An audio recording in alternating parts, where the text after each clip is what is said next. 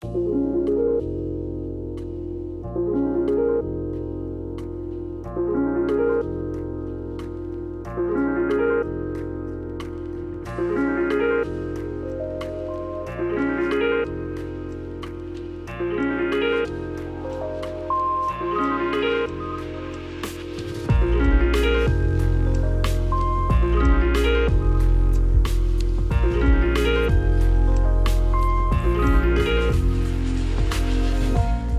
friends, and welcome to episode 226 of the Noclip podcast. It's a Crewcast. The whole crew is here. Jesse managed to make it all the way to Amsterdam and back. He's here. We have a lot of fucking video games to talk about. Demonetized on YouTube already for that F-bomb. Let's go. Probably because last week we didn't have a Crewcast. Last week we just had a fun little interview about Adamfall, which is a fun-ass video game. It was a good interview. So thank you, Jesse. You're well welcome. produced, Jesse. Oh, Great wow. job, Jesse. You guys are great. Jeremy's here. Frank's here. The whole Frank's great too. shebang. Frank is shaking his head. He's like, "You left your country and you didn't go to Japan." I know. I'm sorry. I didn't even do one weed. I was there. I was in Amsterdam on 420. I didn't do one narcotic. Wow. I know, what a loser. Dude, it was great. You didn't do anything. Did you not? Did you have sex with a prostitute at least? I was there with my wife, so I mean, I'm going to say Hey no. man, Did she have sex with a prostitute? what do you guys do? What happens in Amsterdam stays in Amsterdam. Sex you know what I'm Upside saying? down pineapples. Let's go. You know? The only thing I will say that's very funny, 420, Easter, same day, but also the day before, I was like, wow, all these holidays all converging. Now we just need the Pope to die, and it'll be a crazy day here. Boom. I was like, Done. no. Do you think it's because he smoked too much weed? I think You it's because he was in the vicinity of JD Vance and just like he was done. He couldn't do it That's what it anymore. was. Yeah. I think he played Indica last year and he got the wrong message from it. He was And like, then you know he what I need to smoked a do? bowl. Smoke some indica. Yeah, exactly. You know that Pope mobile? Sorry? It's just a drivable hot box. I need to look up the Pope. That's true. It's also a bulletproof hotbox. Yeah. So he Which could is just be like, You were having like a panic attack in there, and you were like, "Smash the windows! I gotta get out of here!" You could not. Oh my get God, out. this is real. I thought this was like a joke in movies. No, that's no, real. the Pope mobile. They need to be That's able to see awesome. him while he's not getting shot because a Pope was shot. I forget which one. Or somebody tried to shoot John Paul or something like that. I don't know. Presumably because of his stance on marijuana. Yeah, that's what it is. I think, Nothing imagine else. that. You could drive around in a... I guess you can't drive and smoke weed at the same time. Doesn't stop half of Oakland, but... That is very true. I actually have an interesting tidbit on this. When I had cool. when I had an RV, a recreational vehicle, there are certain laws that pertain only to RVs and not cars. So, for example, if I was driving in the front and I had a friend in the back in the house portion, like you know, go on a road trip with friends, they could crack a beer and drink it in the back because it's like a limousine. Yeah, totally. Because it's not open container because they're in like the house portion. Nice. But you can technically walk from your... Wait, was yours a cab, a truck cab? Or could you walk from... I forget your RV. Your RV, you had to get out of the front to get in the back, right? No, you could crawl through the back, but it was like... You could. Not while you're driving, or you die. Like true, if but you you were like, can't hey man, give me one of those brews. Hey, fucking go off the road. You Wait, can't I'm crawl not into the driving, back you're seat not while you're driving either. Yeah, that's true. That's a good point. I'm not sure where we draw the line as a culture, but for whatever reason, someone could crack a beer. So I was always curious, like, if we got pulled over and my friend was blasting a joint in the back, you know, and all the windows are open. I don't know. I don't know where we draw the line as What a do they culture. do if they pull you over? And a friend was drinking a beer in the back? Well, or like smoking?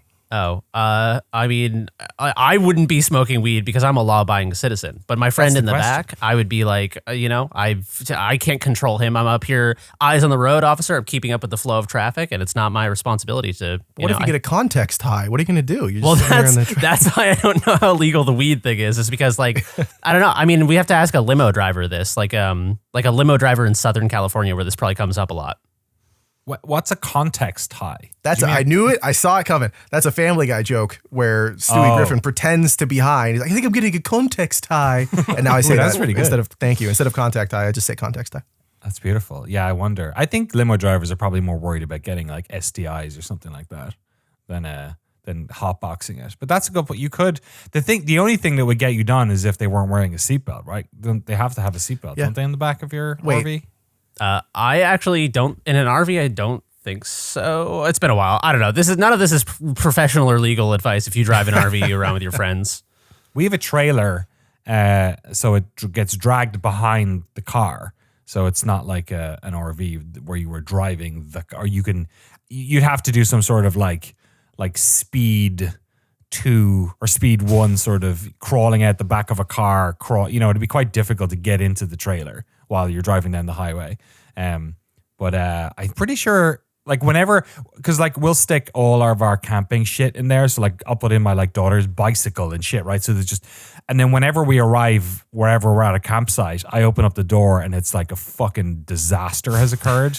Like, all like the Diet Cokes that I put on the bed are all over. So I always think like it's probably really not a fun time to ride in the back of the trailer, but that'd be. One time I was moving and we didn't have enough space in the front of the truck.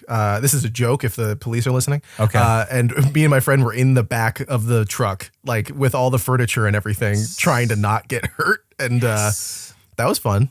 So I could tell you firsthand that I would not recommend being in a moving vehicle with a lot of loose items.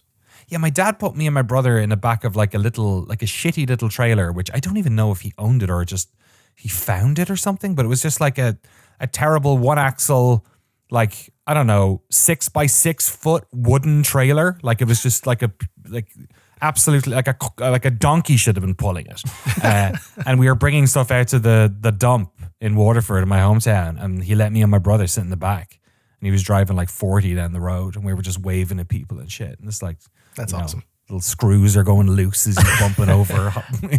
That sounds like the kind of thing where, like when you're a kid, your dad is like, if you guys aren't good, I'm going to take you to the dump and leave you there in my dump trailer. You guys are like, oh no, he's for real this time. He's taking us to the dump. We had when I played football as well, our manager had like he was a painter, like a contract painter guy. And oftentimes we wouldn't have enough people, like parents, to bring us to like an away game and like 30 miles away and out on the coast. So we just stick us all in the back of his paint van. So there'd be like 10 of us in the back of this, like sitting on paint cans in the back of a white van with no windows. And he'd bang if there was like police for some reason. I think that's how I think there was I think there was windows in the back doors, so he wanted us to duck if ever we went past. Were they taped over, perhaps? Or I was gonna say, this sounds like when you see footage of like Nazis pulling up to a white supremacist rally. That's how they pull up. Is like there's 15 of them in the back of a paint van with the windows taped over. Yeah. Or they'd pull us over and think we were being human trafficked. But like this guy only stole children who were dressed in soccer gear, I guess. He stole an entire soccer team at once. Exactly. Yeah. He's the greatest thief of all time. So what did you do in Japan? Nothing. In Amsterdam, if you weren't doing weed or doing ladies or what else is there to do? Whatever. It was my first time in Europe. It was my first time outside of North America. Really? So it was my first time. Nice. So it was nice to just look around the rest of the country. We spent a lot of time, obviously, in Amsterdam. That's where our hotel was. We actually got a lot of really good advice from a patron who was like super helpful. Let me get his name because he was just like, he gave us so many good restaurants. Tomic, apologies. I'm going to preface this by saying anything I say in Dutch, I'm butchering it. It's not on purpose. Great language, very funny. Tomic Dersu Aaron, very nice, very helpful from the Discord. He gave us a lot of really good places to go, including museums, which were a lot of fun. We had a lot of great food, although I don't really get down with the Dutch delicacies. The pickled herring, not for me. But I like the desserts. The Dutch pancakes were really good. Had a lot of those. We went traveling, like I said, outside of Amsterdam. So like some of the neighboring cities. We went to Utrecht, which was really cool. And Zandvoort, Zanzischans and all that. Yeah, it was really nice. Yeah, that was my first time going to an ocean too, the North Sea, which is wild because I'm surrounded by 2 oceans and I've never gone to either of them. Have you ever seen the ocean in your life? That was the first time I'd ever actually seen the ocean. That is obviously I've flown over. Sorry? Did you look at it in a plane? Yes, in the covered his eyes the whole flight. He's like, I don't want to see it. I gotta see it in person. Yeah. That was the first time I was in front of. I smelt the salt coming off of it. It was beautiful. I've been to beaches. You've been to Boston before. That's what I'm saying. I've been to Boston like 3 times and I just never went east. You're going to be Boston in like 2 days. I know. We're going to go to Cape Cod, I promise. It'll be my second ocean in 1 year. It'll be great. I'll get it all out of the way. Then I'll go to the Pacific Ocean at some point. So that was just great going to all those little places. Zandvoort was beautiful. It was like this sandy beach with all these different, like the architecture was really cool. It was just such a blast to be there in a place that felt so different and yet so like at home. The one big thing I want to mention that I thought was really, really cool, without just like going into every bit of my itinerary. We went to the Rijksmuseum, which they have, Rembrandt's Night Watches there, like a lot of really great classic paintings. They had some Van Gogh. That was really nice to see. But there was one painting that I saw of St. Bavo Church in Utrecht, in Haarlem, where we also went. And I saw the painting. It was done in the 16th century. It's by this guy. Here, when you go to a museum in Canada or America, like the closest you're getting is some old building from the 1800s at best, late 1800s, that you could still go to. I went into the church. I saw a painting of a church from the 16th century, and then I went into that church and stood where the guy did the painting. And they had like a printout of it at the church where you could stand where he did it, and they had like outlines of the things that had been moved in the painting. It was so... I felt like part of the world when that happened. I was like, oh my God, I'm in history. I'm living it. So that was just a really eye-opening experience for me of like how old the world is and the fact that we still live in it and shit. Because again, like, hell yeah. You see a building here or a painting here, and it's like, this was a fur trader in 1893. This used to be a McDonald's. Yeah, exactly. Yeah. This building is the same building it was. It was just slightly shorter. Like, all right, cool. Man, that's cool. That was a blast.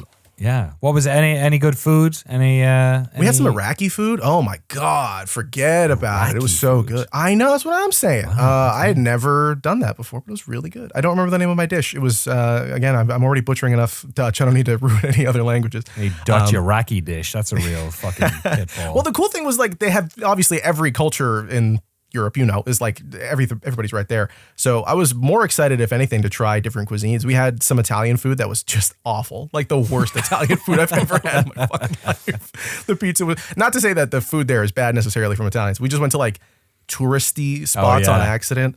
We didn't know, but across the street from there, great New York bagel place. So that was cool. The Iraqi food was great. Lots of like sauce and meat and so good. Nice. Did you go to The Hague? We didn't. I wanted to. But all the train tickets, we went, so it was the end of tulip season, basically, when we went. So we went to Keukenhof. That was great. That was like a monumental experience, like Disneyland for flowers. It was so good.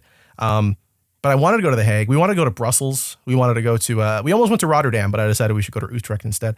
But yeah, we couldn't get train tickets anywhere because it was so busy. There were so many tourists. Like I've never seen that many tourists in a place before in my life. Because the week that we left was Koningsdag. Again, I'm sure they're supposed to have a funny accent when you say that. But it's King's Day, I think it's called, which is a huge like celebration in Amsterdam. Everyone's getting drunk and high in the streets. I've seen some clips from it after we left, and it looks like a blast, but I'm glad we weren't there because it was exhausting on a regular day. So yeah, didn't get to do any of that, but it was still really cool. We didn't go to the Anne Frank house, which was a bummer, but again, tickets were just out of the way. Everything we did, though, very happy to do it. It was honestly some of my favorite experiences were just going to the supermarkets and getting really good pastries for really cheap. Like they had better European croissants bread, I've ever had. Yeah, dude, I can't. We've had a loaf of Dempster's or whatever here, and I'm like, I hate this. I need to make my own bread now. I have to be one of those guys. I got to get a stone flour mill in the backyard. I got to figure this out. It's a nightmare. Bread and soup, man. I the can't soup deal with it was over here. so. Cassie had maybe the best chicken soup she's ever had in her life at the Rijksmuseum at their stupid little cafe. Like. Oh my God. Again, that's not how you say it. It's probably Rook's Museum or something. I don't speak Dutch. But yeah, no, just really, like everything was so good. Also the tap water, shout outs to the tap water, baby. They don't mess around. Cassie needs to drink water like all the time because she's a human being who exists. And we would try to fill up our bottle whenever we could, but she's so against drinking tap water because here it's like, it's high quality. Don't get me wrong, but you don't know what's in there. They're putting chemicals in the water. No, we have a lot of like, I don't know, the pipes in Hamilton specifically, I'm doxing myself, are like very old and falling apart. So you never know what's going to be in the water. But when we got to Amsterdam, she still had that same feeling. So we were spending like $4 on bottles of water because they're like, why would you ever buy water? Dumbass. Exactly. The taps are so clean. So we drank a lot of sparkling water for the first 2 days until I was like, there's no way. They have like these dunes of sand that they bought that filter the water that we passed when we were going to Zandvoort. I was like, that's amazing. That's their water filtration system. That has to be better than ours. We have like big nets that catch shoes and tennis balls. Like there's no way. There's no way another shoe, honey. It's another syringe got through. Why does the water taste like fentanyl? What's that about? That's my report back from the trip. It was a lot of fun. I'm glad to be back though to talk about some video games. Yeah, glad to have you back, man. Glad it was a fun time. Where would the next spot be? Where would the next European Spot B. Yeah, that's probably somewhere not so popular. Didn't have an issue with the amount of people. It was just like a little overwhelming. If you wanted to do anything, it took a really long time, which, that's what you get. I'm adding to the problem. I would probably go to either Greece or Spain. You're on that old shit hit. Yeah. You want to like, how old can I get? Exactly. Yes. What's the oldest thing I can walk into? Where's the cave that Jesus woke up in? I want to walk into that. Let me in. Let's go to Constantinople. Yeah. Mesopotamia. Exactly. Keep going. Just keep going east. Fuck it. Go to Iran. Go Sure. to the cradle of civilization. Make it happen. Glad to have you back. We're going to talk about some video games this week. We've got a bunch to talk about this week. Expedition 33, our various expeditions in Oblivion. Some hot-ass indie games came out too. Despelote is out. Skin Deep is out. Jesse's going to give us a little bit of catch-up on Blueprints. And we've got some good questions too, and a lot to talk about just in the world of games coverage as well, with the just kind of, I don't know, wholesale shuttering or just, I don't know what you call it, ransacking of Polygon and Giant Bomb Giant Bomb's straw that broke the camel's back for much of the community sort of moment that happened last week as well, with a bunch of folks being let go there because of some really seemingly and allegedly incredibly myopic decisions from their C-suite people over there at Fandom. But we will get around to all that sort of stuff. First of all, massive thanks to all of our supporters over at patreon.com/Noclip. Thank you so much for helping us do what we do, both on the documentary side and here on the podcast. And as we'll talk about maybe a little bit later, increasingly in other places, maybe Noclip Crew will be getting a bit of a major rehaul. Maybe we're working on something over here. We are. I should stop saying maybe. We'll talk about it a little bit. We're still figuring it out, but we're sort of, I'm definitely reacting to the what's going on in games coverage with a sort of mixture of anger and frustration and fuck it, let's see if we can not fix this, but maybe carve a new way forward. But we'll get to that later. Massive thanks to all the folks though who let us do this stuff, including our Battle Pass holders and a new one. Welcome to Lovepreet. Welcome to the crew. Alongside Yutz, Dwayne the Rock Lobster, Anthony Thomas, Nico Passaderi, Itzemi Ferrario, Penelope Hayes, Senator Armstrong. Thank you for your service. Harry Flanagan. That's not. I don't know why I said that. That's not an army thing. I don't like him at all. I like He's bad. that thing. Yeah. Nanomachines, son. Hey, look. Everything he said came through. Juice, True. Arno, Jose Orr, Matt Pearson, James Brown, Mark Rojas, Tucker Morgan, David McGarry, Sven Hooster, Pez, John Akers, Ewan Nate, Tim Robinson, Forrest Pruitt, Jonathan Kremen, Eric Hamilton Schneider, Christoph Fatui, Aberlard, Zachary Snader, Alex Goucher, George Sakotis, Jacob Godserve, Entheogen, James Med, Togir Teliev, and Ryson. Thank you all so much for slapping your names all over our podcast, you disgusting foul beasts.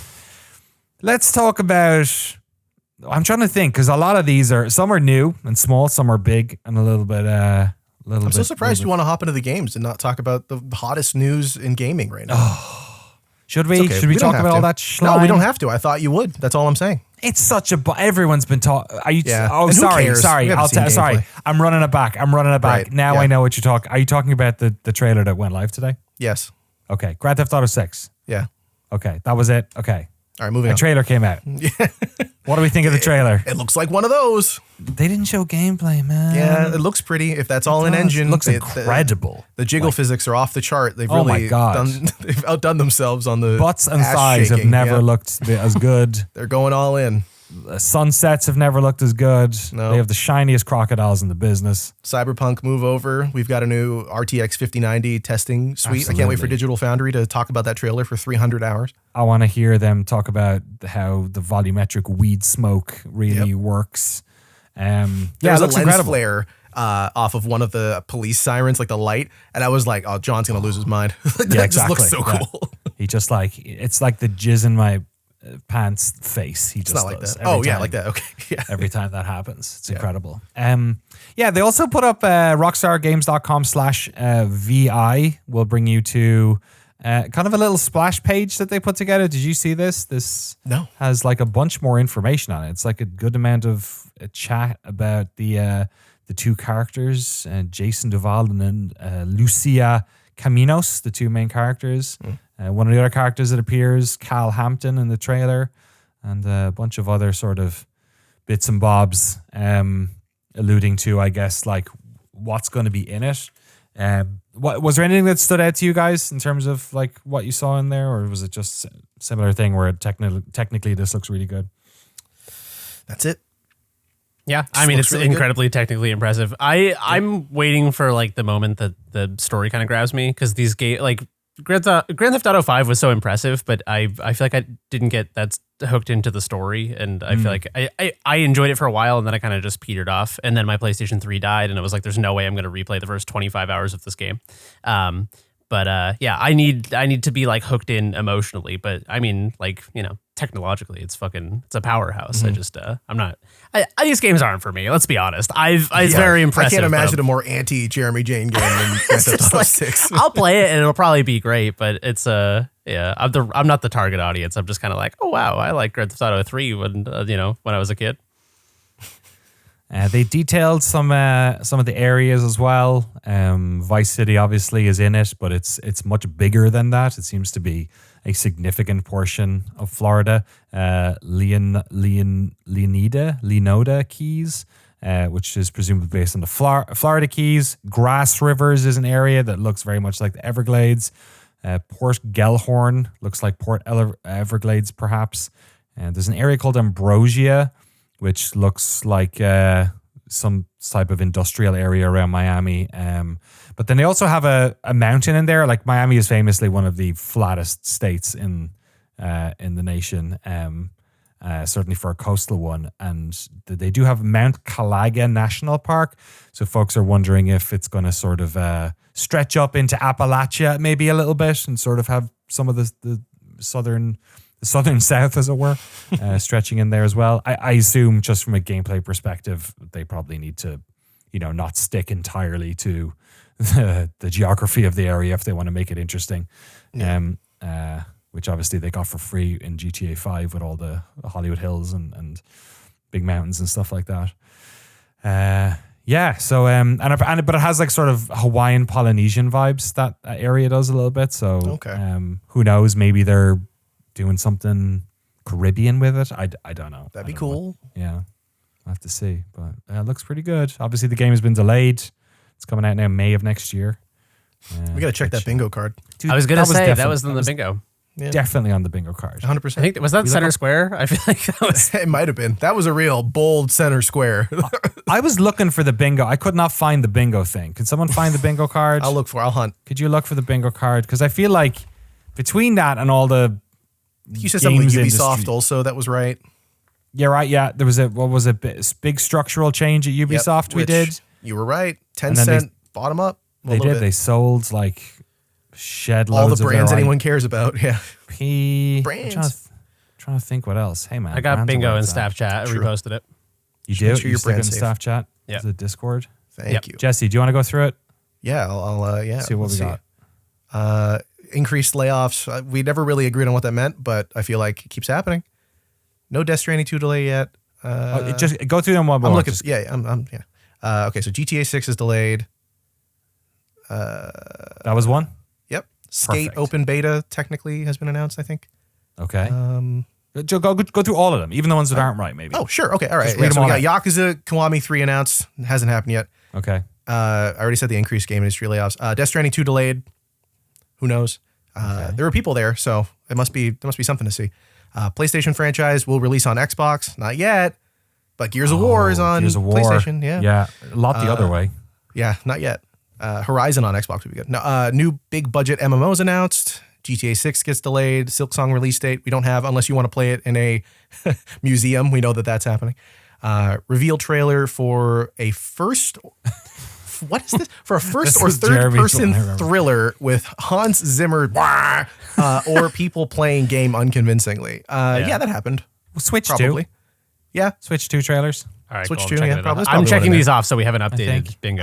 Okay. New Resident Evil Code Veronica announced, or Dino Crisis. Not yet. We're almost there, I More believe. of a dream. Yeah. Bloodborne remake. I don't think that's happening. They already did Dusk Bloods or whatever. Hey, yeah, but does that count? No, I guess No, not. it doesn't. No. It doesn't. But Shit. I feel like if they're doing that, they don't give a shit. Big changes at Ubisoft. Done. We're almost all beat out here. That's not bad. EA Skate open beta, and then our center square is major studio gets caught using AI art. Just fill that out. That's done. Phil Spencer Cost leaves seems Xbox. like it's the wrong word there. Yeah, it's caught, just normal. yeah. Just does it. Phil Spencer leaves Xbox. Hasn't happened yet. Live service game gets announced, released, canceled in 2025. I think that was me. I could see it happen. New Call of Duty game based on real war. Come on.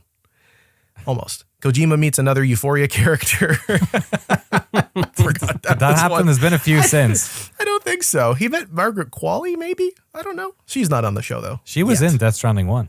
Oh, she is, right. Yes. Yeah, my bad. Derivative game imitates popular old game and takes its place. You can tell which ones are Jeremy because they're so They're very specific. insane. That one, Yeah. I feel like there's been a lot of that one's hard to pin down because there's been a lot of sort of like action RPGs that look like Diablo 4, but I don't know if that counts because Path of Exile is trying to get in on that Diablo 2 True. excitement, which I think is more what I was getting at. So I'm not sure if that one's been checked. Give it time. Rematch will take over FIFA, I'm sure. GTA 6 PS5 bundle. They're not bundling that shit. PS5 will cost $8,000. That's true. GTA 6 will cost $8,000. Yeah, on its own, yeah. NetherRealm announces a new game. That would Hasn't be cool. happened yet? Switch 2 release. Yeah, we got 3 of the Bs. We can almost make a line here with the Bs. Okay. New Call of Duty game based off Real World War. Wait, Yeah, that's on there twice. Well, Who that means made we got to this swap bingo out one of card? those Bs into something we have. True. We got to make this happen. DMC remake. Timothy Chalamet as Link. I believe. And Ichiban or Majima in Tekken 8. Not Kiryu because he doesn't hit women. That's on there. He doesn't hit that one. So yeah, we got 3, 4, something like that. In It's that not bad. line? All right, we're working on it. We got some of the big ones. Some of them are more dreams, I feel True. like Dino Crisis. We still got another half of a year. Give it time. We do. We got 2/3, hopefully, do we? May? Jesus. This year's going fast. Oh, Lord. Anyway, let's talk about some video games before the year is out. Let's talk about Expedition 3. Or not Expedition 3. 33. Hopefully there isn't an Expedition 3. Yeah, I mean, based on the story of that game, it fucking better not happen. So I played a bunch of this. You played a bunch of this, Jesse. Yes. I'll let you take the lead on it. I do want to be a little bit Yes. vague about the story stuff because I think the opening 2 hours of that game and what the lore is If you don't know the opening of exceptional. that game, I wish I could be the kind of person who gets to play Expedition 33 for the first time and doesn't know the setup. Did you know the setup? Yeah, I did. I knew nothing about I the was game. so excited for this game. I was like watching constantly. So that makes sense to me that you didn't it was know. such a great reveal. The whole world, really terrific. I was like, man, this game is a stupid name. And then by the end, I was the first 90 minutes, I was like, I get it. I get it. I get it. Danny DeVito's crying. Yeah. I get it now. So, Expedition what's- 33. what is this game? Yeah. Yeah, let's try to describe it. Clair Obscur Expedition 33, developed by Sandfall Interactive, new studio. It was made by 33 people. No, was not. it was not. That's not how video games work. A bunch of ex-Ubisoft staff and then, people from wherever and then contractors came together to make this really great homage, I suppose, to JRPGs. This is a third-person, turn-based action, or not action RPG, sorry, RPG with timed button presses. So it's a bit like a Mario, and the setup it's very French. It's got that like Belle Epoque, like dystopian Paris look to it. The costumes are really funny. Also, you'll see screenshots if you look up the game. But overall, the That's story just of French it, people, bro. that's just what they look like. Yeah. You're right. I'm sorry for being so anti-French. They all look like Robin Patterson. Robert Pattinson. Robert Pattinson. You play as a team of expeditioneers on an expedition for some reason. We're not going to say what the story stuff is, I suppose, but you're leaving your home of Lumiere to travel the world on an expedition for some reason. There's a paintress in the world who does something with her paint. Don't worry about it. It's a big Don't worry about 33. I don't know what that's for. somewhere in the distance. You'll find out by playing. But the gameplay is, I think the combat for this, by the way, for a JRPG is really, really strong. Like, I think making turn-based gameplay and adding button prompts and dodges and stuff, it can be a little bit too much. I think in some games they tend to go a little overboard. Here it works really well. So the structure is like a turn-based JRPG where, you have your team and then enemies, and they all have different abilities, and there's a turn order. But when you're performing certain actions, usually skills, you can hit a button and a timed prompt, it's like a QTE that pops up, and you do a little bit more damage, or you continue the attack and you do more steps to it. And when enemies attack you, you can dodge out of the way, or you can parry. The dodge window is a lot lighter, so you have more opportunity to either just get out of the way or get a perfect, or you can parry and hit them back for big damage.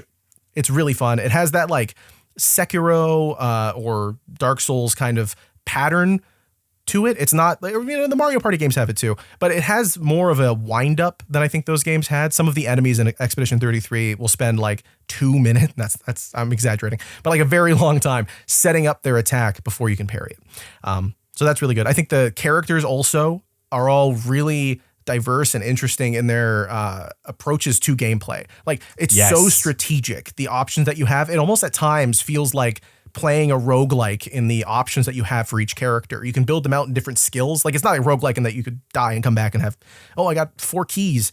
I played Blueprints earlier. But like you come back into it, you do the attacks, you have your special abilities. Everyone's got their own thing. Like what's the main guy's name? Gustave? I don't know, something French. Yeah, it is Gustave. Yeah. I was going to say Guillaume, but yeah. Robert Pattinson, voiced by Charlie Cox, Daredevil, if you're playing in English. Oh, that's what it is. Okay. I thought it was Ben Starr. It's not. He has like a special thing where he gets overcharged and then his special ability does more damage. And there's other people who have like, there's one, I think her name's Mael, whose abilities feel like the Watcher from Slay the Spire, where she has stances that can switch in the middle of combat based on the abilities that you use. So there's so much, like you're thinking 2-3 turns ahead, lining things up, trying to get everybody to work together. And I think that plays into the theme of the story, which, I mean, Danny, we're not going to talk about the story too much, but like, do you have any overarching thoughts on what's going on here? I just think like, I don't want to get into specifics. Yeah, because you'll be more, I don't know what counts as a spoiler, so I want to make sure that you're the one who. We just don't need to talk about a story at all. No. Like if there's no need to, you can talk about the quality of the game without. Right. I think like anyway. theme stuff? Don't need to. You don't want to continue? You don't want to? I don't want to be spoiled as much as possible. I just want people to play it. I won't play it. Yeah. I think like the production on this thing is incredible. Like it looks wonderful. The art style, the art direction is incredibly strong. It feels very sure of itself. I do not play these types of games. Like I have sort of on this podcast historically been sort of desperate to get into a JRPG. Like I tried to play the new Final Fantasy remake stuff. Obviously when we did the Final Fantasy 14 stuff, I tried to play that. I'm always trying to like dance in genres I've historically not liked, and for whatever reason, I just bounce off those. I think it's because, well, let me say, the difference between this story and a lot of the JRPG stories is this one, I immediately connected with the plight of the people. Like, I bet it was like really well acted. Yeah. A really like believable human story, even if it's in this ridiculous, fantastical setup. Definitely fascinated by the world and the initial mystery of the world. That's why I think it's important not to talk about it a bit, because I think to me that was a real driving force, and the game has continually for the opening hours revealed enough that concept a lot. Yeah, revealed enough, but also shown me new things to be fascinated about. The combat I really like. I again don't generally like turn-based stuff, and I think it's because I feel like I don't have an agency that I like to. The one game that I've gotten into that is turn-based in recent years is the Like a Dragon series. And I think the reason I like that is because at least I'm able to move the characters around in between them, and it gives me that sense of presence or whatever it is. Similarly with the dodging and the what's it called? The parry mechanic. The parrying mechanic. Yeah. That stuff feels great. Like I really like that. It's kind of reminds you of like, Souls-like games where you're basically watching the animation as trying to get used to the animation and difficult enemies sort of do things out of rhythm and all that. They also have they layer on enough mechanics. It hasn't gotten to the stage where I think there's too much going on now. So I hope it doesn't get to that stage. But like, for instance, there's like a shooting mechanic that you also have that like there are certain enemies that you can like just straight out pull out your gun and aim when you're in the turn-based thing at like a weak point and it'll take off a bunch of damage. Yeah, or like when you're in the overworld, if you get the jump on them first, like a lot of RPGs, right? You get your first shot in, or if they get you. And it's just, there's, it's also, I think, more linear than I was expecting. Like, yeah. Are you finding yourself getting lost at all, though, in the areas? Once or twice. Okay. Yeah. But I don't know. I associate JRPGs with more, like eventually you sort of get access to an overworld. And I don't know if that happens in this much, but like I've felt much more like this is pretty guided. I'm still finding a lot of the people and doing stuff, but my crew is getting built up and all that. But like, I don't know. Does it open up more? I don't know. Yeah, it gets a little bit bigger at a certain point. It does the sort of thing that I had no idea it was going to do. I mean, I did because I had seen footage, but I didn't know how they were going to do it and how they're going to set it up. That's all I'm saying. But it was really good. It was just like, I think the way that it expands the world in terms of its scale, and also, like you were saying, like this is the only story thing I'll say. It's not a narrative thing. It's more of a general concept. I think the way that, stop me when you think I'm spoiling something. I think the way that Expedition 33 presents its story is incredibly confident in this way that it accepts that the player wants to go on this journey with it. It's not spending an hour setting up like, you're going to the kingdom to save the princess who's been taken by the bad guy. They're just like, this is the world. The characters limit it. You go on this journey with them and figure out what that means. You can piece it together as you please. And it's just, it feels so much more worthwhile to become invested in the narrative than it does in almost any of these other games. Like it's fun to keep track of what's going on in Dragon Quest XI, or if you're playing Final Fantasy VII Rebirth, I want to know all the mini games. But here, there's this economy in their storytelling that's so impressive. The things that they're able to pull off with the budget that they had. I assume they spent a lot of it on Andy Serkis and other actors who were in the game.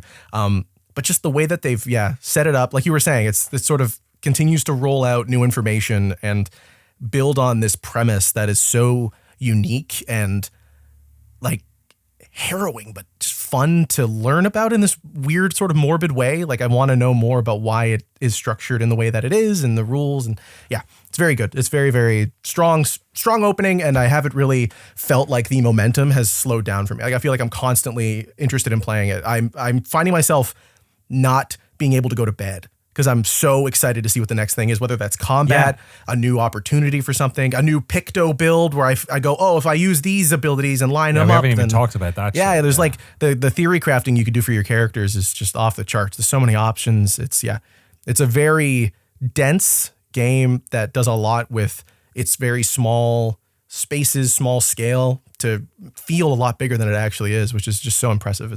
I haven't stopped enjoying it since I started playing. Yeah, it does a great, like you said, that's actually a really good point. I think, what game was I playing? I played a couple of games that are under embargo this week as well. Most of which I can't talk about. I am playing Doom: The Dark Age as well at the moment, so we'll have videos up for that on Noclip Crew next week. Whenever the embargo drops, I'm not sure when exactly. I think I know where it is, but I don't know if it's public. I think it's public. I don't know. Anyway, I'm not talking about that, but there are some other games I've been playing as well that are where the intro, I've been playing the start of a lot of games recently, and the start of Expedition 33 is so good at that. Like you said, it's not like the land of Lumiere, blah, blah, blah, is ruled by, and this happened then, and this, you're just like, what the fuck's going on? And they're using all of these, like the gommages today, and like all this stuff. You're like, what the fuck is the gommage? Oh, she got her French flowers. You're like, okay. Yeah, and they're all also great use of French curse words. A lot of terrific, a lot of merde in here. Merde. Merde. Yeah, it's a good time. Charlie Cox is doing a good French accent every time he needs to use one of those words. Yeah, it's a. I wonder, can you play this in French? Maybe I should Probably. play it in Yeah, French. you can play it in French. Oh yeah. shit! I wanted to, but I was like, man, that's a good set of actors. I want to hear how they do their performances. Oh, in I might English. swap to French. We'll have to see. Can you play it in yeah. Japanese? Just No, I tried. No, it's only English and French. Wait, you're so playing no. too? Oh, you played it too? Yeah, I started. Yeah, but only the first like 90 minutes. So it's all like story set up, but Right. Yeah. I did get to try some of the combat, and the combat's really good. Nice. Yeah, it's good stuff. Yeah, so fair play to them. Sandfall Interactive, Expedition 33. They showed it to me last year at one stage. We talked about doing something, but I was, we don't tend to do pre-release stuff on Noclip, so it's kind of like, maybe we'll talk after. Make sure you're recording your dev stuff, yada yada yada. Yeah, so it's really cool. And you were alluding to on social media, there was just some people saying that the game was made by a small number of people, which is not really, I think, I don't know. I think there are narratives that exist that people want to, especially when it's a ex-Ubisoft people, that they want to say like, oh, this was made by 5 people or whatever. But also I think in general, people tend to over sensationalize when something is successful that they didn't see coming. Like, oh, Blueprints was really good and it was made by one person and blah, blah, blah. And it's like, Balatro. okay. Like, Balatro, like, it's, but this one in particular is a real, like, the game isn't just good because it's a well-made game with talented people who perhaps had to contract out to others or do whatever it took to get it done. I mean, they had a ton of money behind them. Kepler Interactive, I think, are partially owned by Tencent, right? Like, it's NetEase, thank you. Yeah. It's one of those two. If you pick a game company, they're partially owned by one of those two. Yeah. But like, Yeah, there's a you're ton of money talking behind tens of this. Yeah. Like it's not some totally out of the blue thing just because you didn't hear about it. And then again, the narrative that shows up with that is like, it's breaking all the rules and it's like, it's being made against the culture of games. It's like, I don't know, man. Maybe don't talk about games like that, man. Just talk about how art sets your soul on fire. It's weird to talk about it like that. Yeah, like it's a great. I'm delighted that like this team has done it. It seems to be the thing that we talk about nonstop on Noclip, which is if you get people who are knowledgeable, who have like great institutional knowledge, if you can retain them, if you can train juniors up in that type of environment where they are developing faster over the course of a project, then you get situations like this where you have like Hades being made by 25 people, and but also I think this shows like a different type of, Adamfall was a similar thing, right? It's a smaller size team. It's closer to what we had with like, 50 people making Oblivion, right? Things like that, where I think studios are picking their battles a bit more. Like this game is somewhat refined. It's not like a massive open world, crazy scope game. I don't think. Do you know how long it is? I think it's like 30 hours if you don't do a bunch of the side stuff, something like that. So if a game is 60 or like a Final Fantasy is like 100, like those hours don't come for free. That's content that has to be made. So I think like Adamfall was a similar thing where I think it's like, back in the day when first person games were like 10 hours long. Like I don't know how long I played Adamfall for. I don't think any longer than 15. I don't think it was that crazy long. But it also was a game that was making smart decisions design-wise. It was economically designed, I would say, right? They put the money in the right buckets. And then another thing we're seeing is outside of just outsourcing, stuff like rendering materials or making models or whatever, more and more you're starting to see middleware companies or production houses that can do very specific things really well. So like, we were just, I can't say publicly, but like we were in Sweden talking to a studio about games they made, and they worked with one company for all of these games to do all the like motion capture and stuff because they were a company that did that. Like a lot of that stuff is in-house at some studios, and more there's more of that stuff. And then Kepler was founded by the Kowloon Knights folks. Like this is a publishing company which is trying to make money in video games, and it's trying to do it in a slightly different way than the traditional ones have. It's not that dissimilar to a lot of the VC money that's come into games as well, where they are investing in smaller teams that can use technology to punch above their weight. And if you are sort of naive to this world, you look at that and go, the credits are this many people. Wow, I can't believe they did that. And it's like, no, this is This is just a new way of investing in games and making games. And that shouldn't, like, this is the problem we're going to run into over and over again, is because people are like, this company bad, this company good, this form of funding bad, this form of this form of capitalism bad, this form of capitalism good. Like, it's so hard to pull the art from the funding if that's what the cross you're going to die on. Like, it's at a certain point, it's hard to just, like, what are we saying is good? What are we saying is bad? Is it good for companies to be big? Is it good for companies to, Ubisoft for the longest time had employed a lot of people, made a lot of games that people didn't like. There were people who worked for 20 years there. That's kind of good, right? Isn't it good that people have actually stable it's bad jobs? Because they had to make Assassin's Creed games 4 times. In their whole Usually it's career, bad because so- the mission markers that were on the screen. Exactly. So all of this is like, I'm not trying to be like a fucking contrarian here, but yeah, I think I found it particularly funny when people were saying that Sandfall was this like, and I've talked to those people. They seem lovely. They have made a really terrific game. They should be really proud of.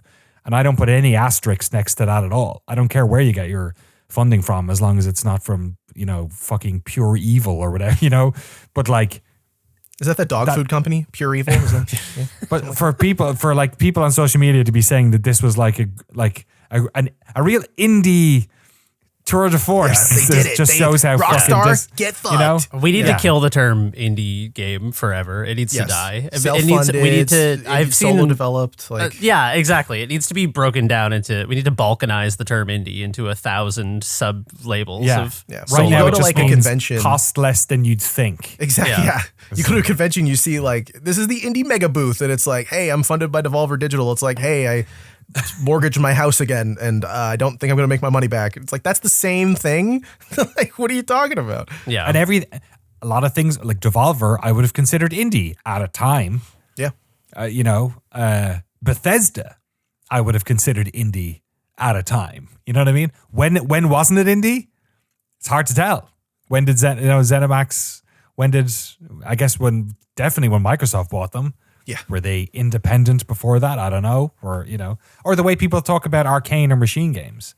It's just so much of it is marketing, and people don't 100%. realize. Yeah, Yep. it is also specifically like number one, it is marketing, and number two, it is odd that I feel like it's sort of a specific thing to games, the way that people engage with the business side of it, because like I've maybe never see people talk about the size of a film crew unless it's something like Tangerine that was shot on iPhones with a very small crew or something. Like, it's only the extreme edge cases where no one is like, oh, Christopher Nolan made Inception with only like 123 people. That's, you know what I mean? Like, I don't even know how people talk about budgets sometimes with movies, but way less common, but never fucking like team size, or I don't know. It seems like talk about industry in games is both like more common and also often driven by sort of just like sticky narratives that don't really map onto the reality. Like when And people it's a talk metric. about, yeah, Like, it's a number you can point at and say, like, look, they did it with this many people. Why does it take 1,000 people here to make this game that sucked when you could make a good one with 33 people? It's a or when quantifiable thing you can compare. people like dissect the topology of AAA assets and like, what does this cape have? Like 4 billion polys, and it's like, Danny, you bring this up a lot, but it's sometimes people will assume like ignorance or foolishness on the part of these people who are like insanely talented, skilled technicians, and it's like, it's usually like design goes through a process of iteration. It's usually not just like, oh my god, dude, we left in the cape that has like 4 billion polygons. What the fuck? I hope no one notices. There was that one time in Final Fantasy 14. Remember, there was a barrel that was like 15,000 polygons or something, and they couldn't. This part of the world wouldn't load forever, and they realized they left in this like fucking super high texture barrel. But yeah, I get that it's based on broad narratives about like fucking production line video game development. Like, I get it, but it's just I think it's when it's people, especially like these super naive, like, I don't know, online content creators who are trying to talk game about game development, and they really don't know what they're talking about, and they're going around saying things like this or tweeting things like this, and then it's kind of like, all right, well, we're just going to spread lies, I guess, now, and this will be the new lie that people have to be angry about for the next, or not, I have to be angry about for the next 10 years because somebody said something stupid one time. Yeah, it's just drama, like rage bait content. A lot of it is just like, I mean, there is a larger discussion about how sort of like algorithmic engagement and like narratives that are sticky are things that get people either elated or enraged, and it doesn't even matter if they're true because that initial like engagement is what fuels further initial engagement. So I just think, if I would just was like, Gabe Newell killed a man with his bare hands, it's like it doesn't have to be like, I feel like that would go viral just if I just don't said pull that quote. Take that back. That was a joke. It's not a soundbite. No, He would have used a knife. Come on. yeah, that's true. He's got so many knives. He escaped a shark. He might be unkillable. Exactly. Yeah, you're right. That's He'd why use the a shark. harpoon That's gun. why the shark ran away. Yeah, He was like, "Oh shit, it's that guy." The shark escaped him. Exactly. Yeah. I mean, look, it makes sense for those of us who are, our team in the business of trying to demystify games development and show how complicated it is. That superficial narratives like that are quite frustrating. But yeah, super cool game. As a outsider to this genre, totally besotted with the world and the gameplay. I really think it's special, and fair play to everyone who worked on it, both of them. Let's talk about another game that was made with a small team, and this, at least initially, Oblivion. I know we talked about this a couple of weeks ago. I think I had 90 minutes or 2 hours in the game before we had to record it. I've played, I think, 25 hours of Oblivion over the past 2 weeks. Fuck, man. Oblivion's such a good... I think Oblivion is just... It was my first Elder Scrolls game, and I think it's peak open world fantasy for me. It's also very 2007 in lots of silly ways. Frank, you've played a bunch as well, right? Yeah, I think I'm also maybe like 20 to 30 hours, and it's so funny going back to this because like I barely remember it. This is like the first game I played on 360 where I got all 1,000 achievement points, and like I remember vague things. I remember going to Oblivion Gates. I remember doing Thieves Guild and stuff like that. But now that I'm actually in the world, it's like it almost feels like playing it for the first time because I don't remember any of the details. Even like progression and stuff at first was so confusing because it was like, oh, I really could just. You could just go any direction, any town, and just start the guild. Like you can fast travel, yes, anywhere, even if you've not been there. Yeah, which I totally forgot was the thing that they allowed then. That kind of like screwed me up because I was doing that a lot, and then I was like, all of a sudden, like I was following the main quest, and then I was getting killed. I had really bad gear, and I realized like, oh wait, no, you're supposed to explore, like go into random goblin caves and just get like. So once I started doing that, actually walking the world and killing things, and then all of a sudden I started getting way better loot and really enjoying the game. And so yes, but it took me a while to remember how to play this game because like I was just not used to it, and it's been really really fun to be back. Yeah, I've had a blast with it. I've played a lot of Oblivion, but I'm like surprised by how much I forgot, I guess. Like, so, like the Dark Brotherhood stuff I remember, and the arena and all that stuff. But I guess there was loads of side quests that I either never did or they're just so quick that I forgot about them.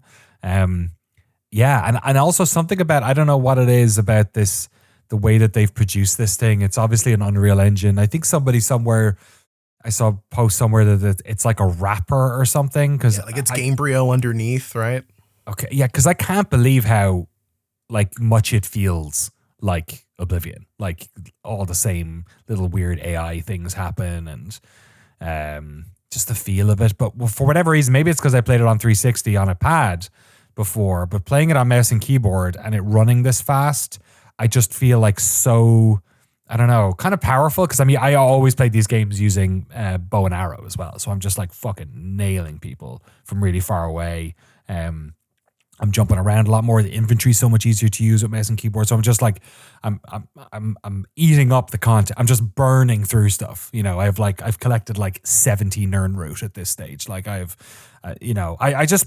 spent 2 hours one night just walking along the riverbank of every water source in the game, collecting fucking, weird sounding weeds because I just wanted to complete that quest.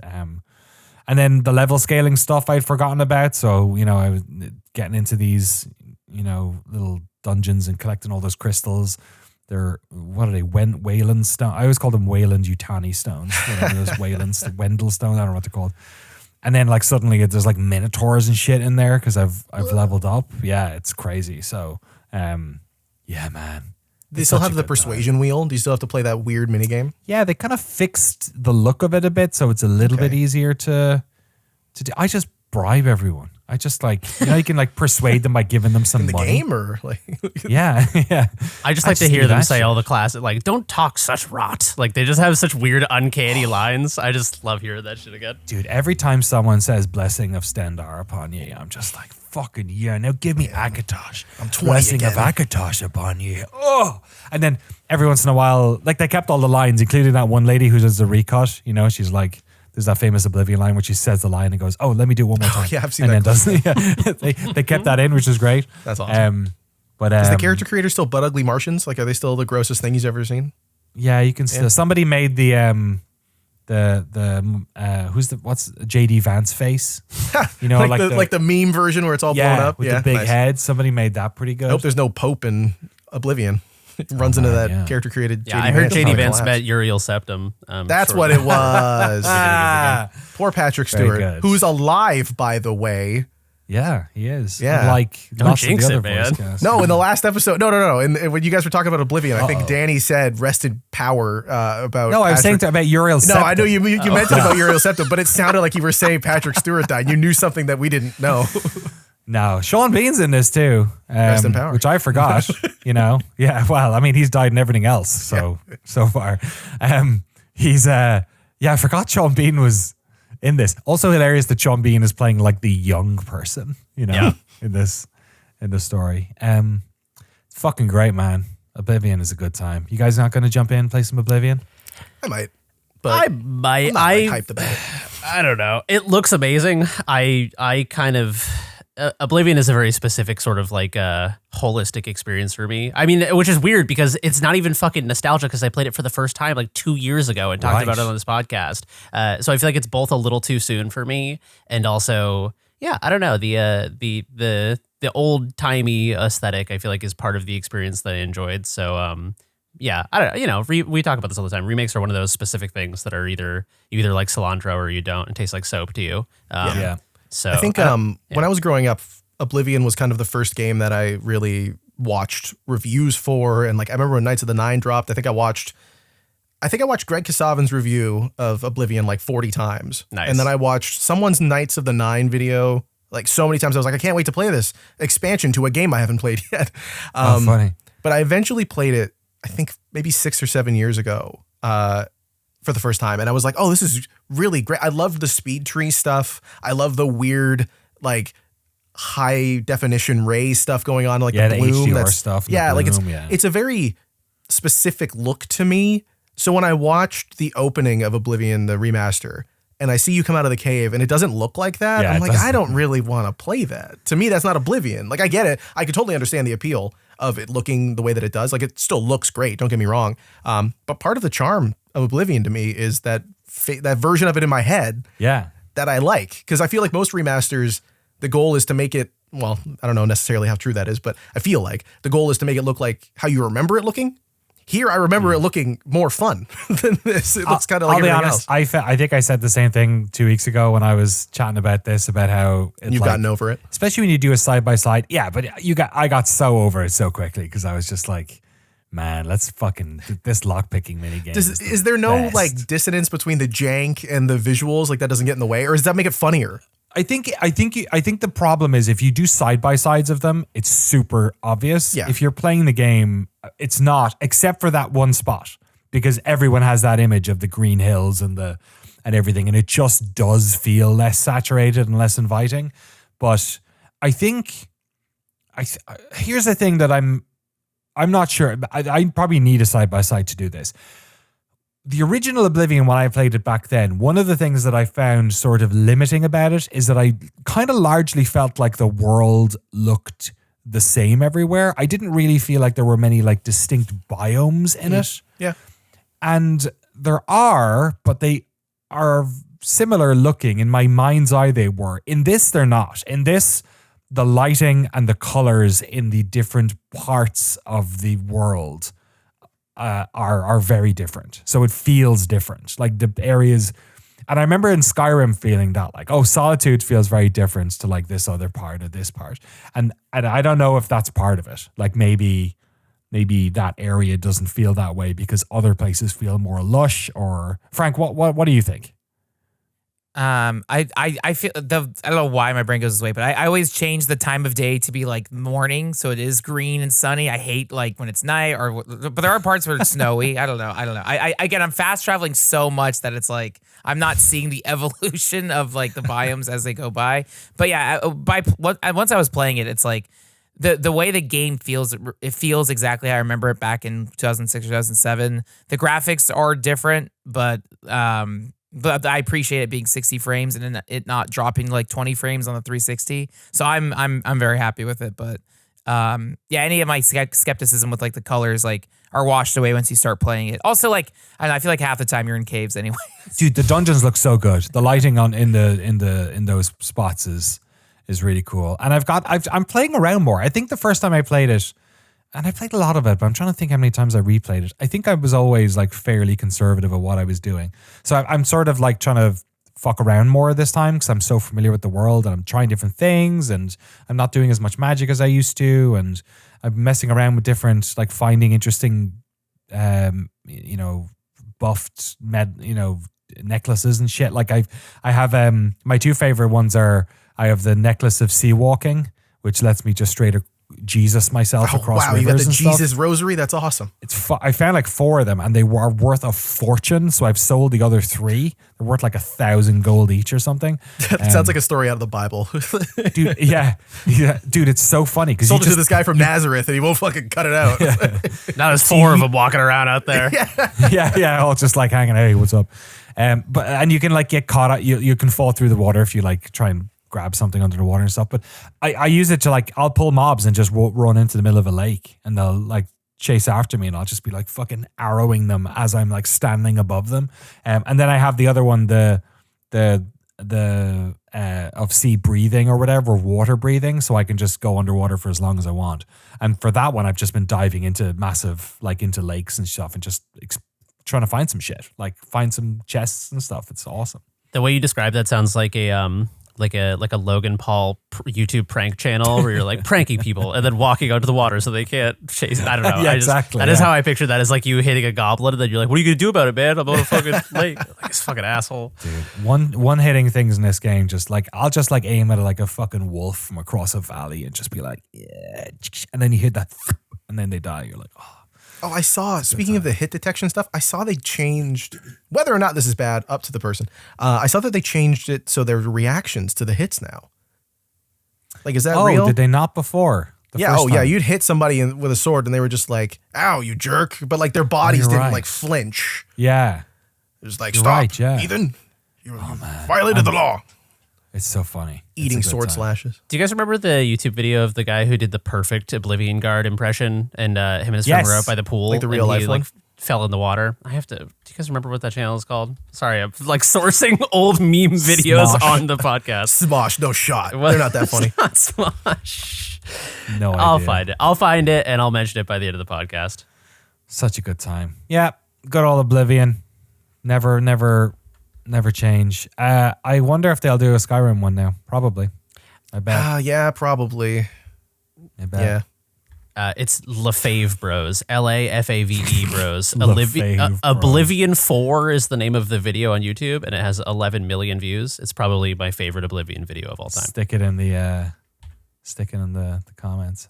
Yeah, I was a big fan of the Consolvania review, which is a bunch of Scottish guys you probably don't know of. They did one. That was pretty good. Pretty good. Good stuff. Oblivion is still a threat. Do you want to take a quick break? This is probably going to be a long podcast, I feel like. Sure. You want to take a quick break? Sure. Yeah. We'll do a pee-pee. Somebody needs to pee. I got to empty my nappy. You know? Oh, man. All right. Everyone empty their nappies. We'll be back in a second. Welcome back, folks. More video games to talk about. This is what happens when we have a week without a Crewcast. We gotta plunge deep into the video game hole. Jeremy, what do you want to pull out of this hole? Pick one of your two here. They're both bangers. Let's talk about Despelote. Despelote. Despelote. Check out my interview with the designer of Despelote, over on Ludo Naracon's website. We'll have links to that and talk about that at the end of the show. I've been dying to watch it, and I have not watched it yet because I played this whole game yesterday, so I was waiting to experience it. Despelote is a first-person narrative game. It is about a young boy in Ecuador, and as Ecuador fights its way towards trying to enter the World Cup, soccer fever, football fever for the alliteration, seizes the nation of Ecuador. The game starts with this sort of parallel narrative about how an athlete from Ecuador won a gold medal, I think, for power walking in '96, and then everyone in Ecuador was like, "We fucking power walk here now. That's our thing." Showing that, like, you know, when someone from your sort of like out of the spotlight corner of the world raises to the national stage, it becomes this matter of immense national pride, but also it becomes part of this. It's becomes part of your identity. It's not that you're just like, we're the nation where that guy who power walks come from. It's now like, we are a people who are proud of our power walking prowess. And so similarly, you know, despite the fact that football, soccer obviously is a bigger part of the culture, you know, than power walking, presumably. Once Ecuador sort of is fighting its way towards the World Cup, it becomes this fever that seizes the whole nation. And so you play a small boy in Ecuador around this time. The game, Despelote is told across like 5 games on the road towards the World Cup, and it's sort of this like story of it's very slice of lifey is how I would describe it. I thought it was going to be way more about soccer and about the World Cup. That is sort of that is the water in which you swim. But the actual focus of the game is very much about the life of this young boy and sort of like his experiences within that backdrop. This reminded me a lot of like Yasujiro Ozu movies, kind of slice of life movies, or I just watched Where's the Friend's House somewhat recently by Abbas Kiarostami, a very famous Iranian filmmaker.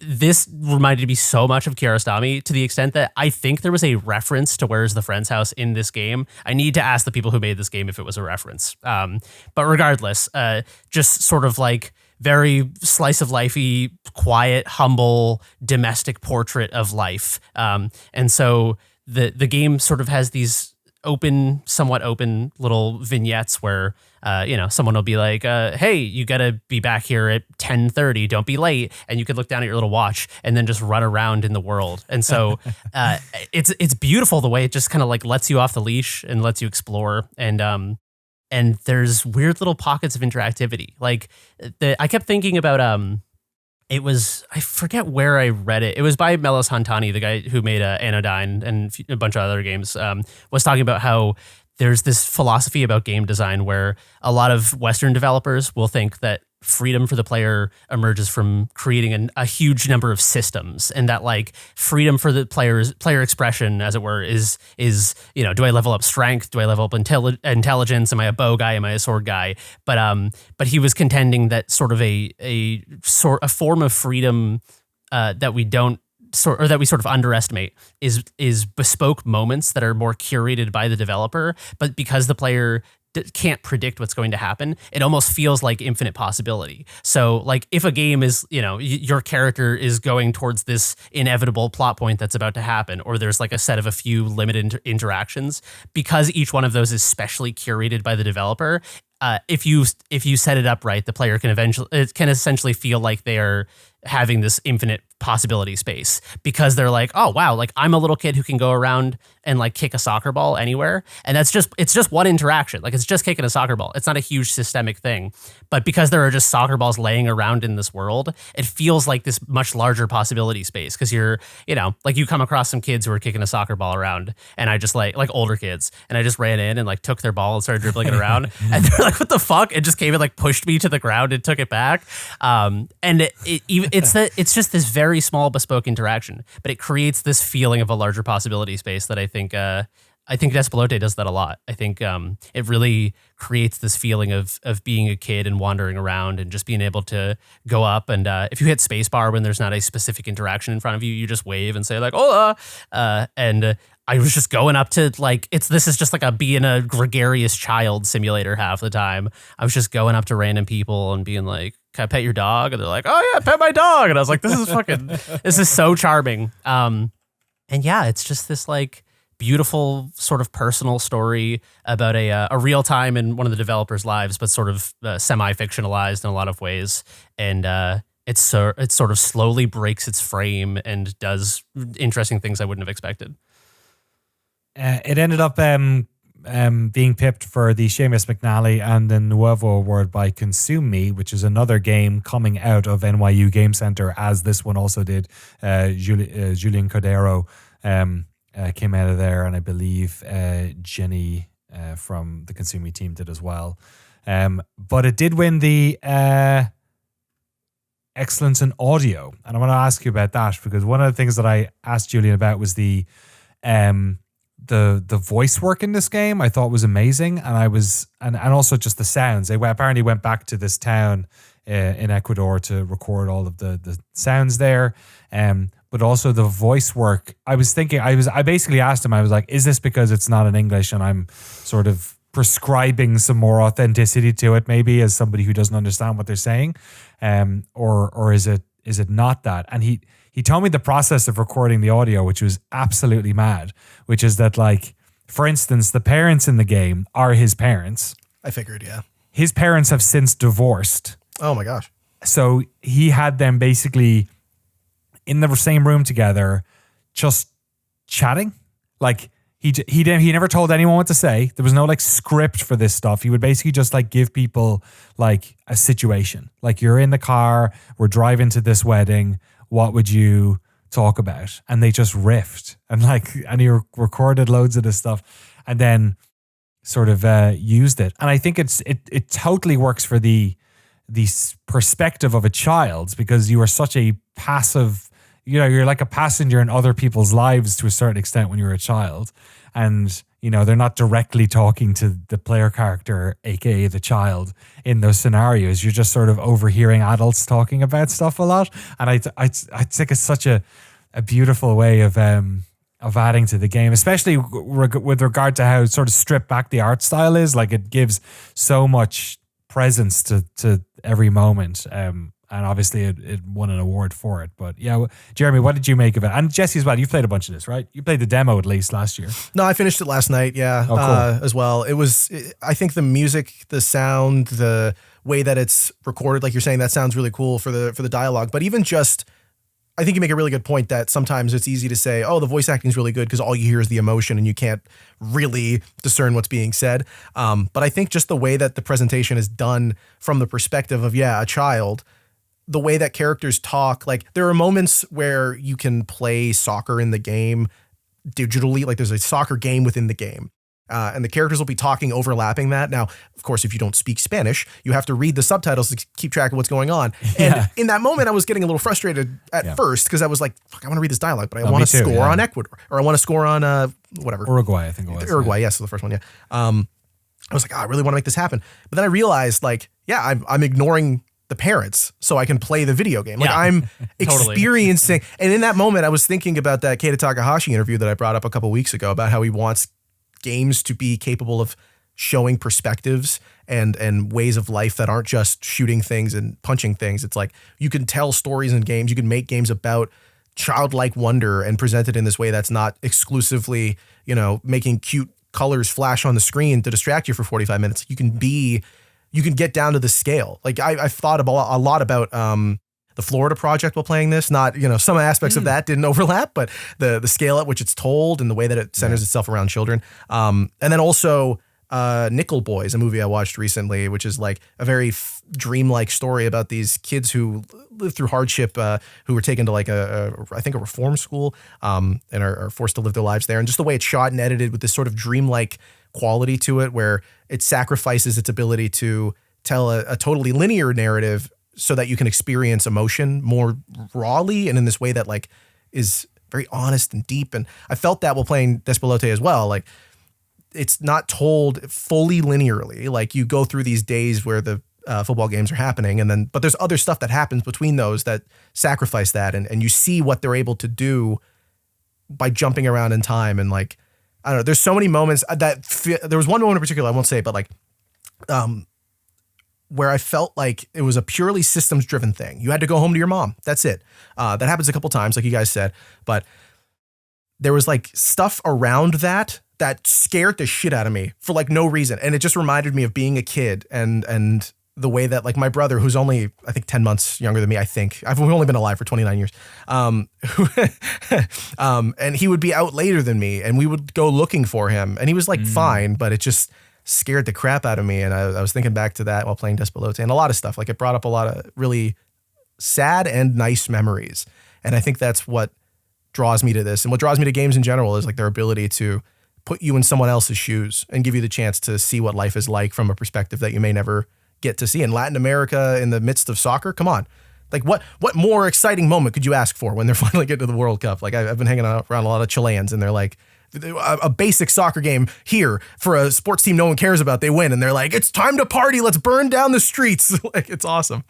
Yeah, this is very much the experience of growing up in Ireland and the 1990 and 1994 World Cup as well. It's just complete fever for the exact same reason. And that's why I like having the interview with him was a lot of fun. And we'll link it in the show notes because it's almost the exact same thing where it's a small country. I don't know what the population of Ecuador is. Is it about the same? Ireland's about 4 million when we were qualifying for those. Oh, Ecuador's way more. It's like 18 million. And it's weird in a way, like a lot of countries qualify from the World Cup in South America. They get like 8 slots, but it 10 or 6 maybe or 7, but it tends to be, the problem is you've got Brazil, Argentina, a bunch of other teams that are historically have a lot of decent teams in them. And then you've got a lot of really small countries as well, that tend not to make it. But Bolivia, I think, or Ecuador, sorry, was probably punching below its weight for a long time there, or didn't have enough players together. So, yeah, it was cool. I never knew that this was the fever that they had going into that. So, cool little game. Any other final thoughts on Despelote? I want more games told from like this slice of life perspective that are about such a particular moment in time. I think this is so interesting. Obviously, like Jeremy said, there's some fictionalization going on here. I wouldn't call it a straight autobiography. No, but it's like, definitely not. Yeah. No, but being able to capture a moment into like this, what is it called? Black Revolution 1979 or something like that. It's a game about the 1979 Revolution, Black Friday. I played this like 9 years ago when it launched in 2016. And it's about, let me just double check and make sure I'm saying the right country here. But it was about like a civil war, I think in Iran. And it's just such an interesting video game. Like I think back to it a lot because it touches on subjects that you never really get to see. It's the fall of the Shah or something. I think something like that. Yeah. So it was just very interesting. 79? That feels like it was earlier than that. I don't know. It might have been. But just, more games like that, please. Thank you. All talented people make what I want and not what you want.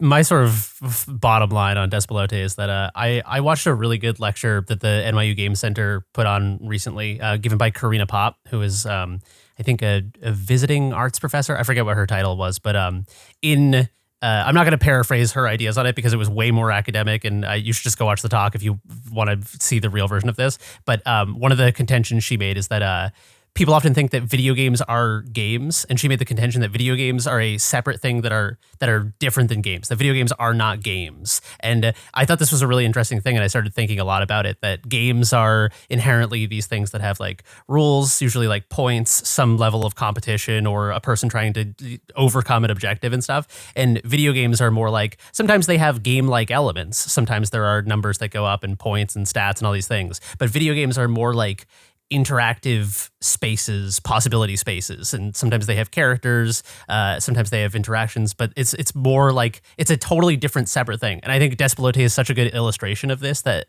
this is not a game where it feels like a weird open, like I felt like I was playing like I kept thinking when I was playing this that like Oblivion in many ways is like a walking simulator, or that like when you play Morrowind, that like Morrowind isn't great because that like the combat sucks in Morrowind. Morrowind is like a walking sim in a fantasy world. And I just kept thinking that like an immersive first person slice of life game, I think is such a rich area to explore. I brought up earlier movies by people like Ozu and Kiarostami. These are movies where, often in an entire scenario, an entire scene will be crafted out of like kid sitting on a bench and like can't move until their mom gets back, and they have to like watch people going by and stuff. And I think when you bring those sorts of like domestic or pastoral quiet scenes, real life slice of life scenes into the format of a video game and let the player choose what they're interacting with, I think it could reach a lot more people, because I think a lot of people see movies by people like Ozu and they're like, oh, that's that boring ass movie where like they drink tea for 25 minutes. Where's the colors? Boo, I'm not watching this. Yeah.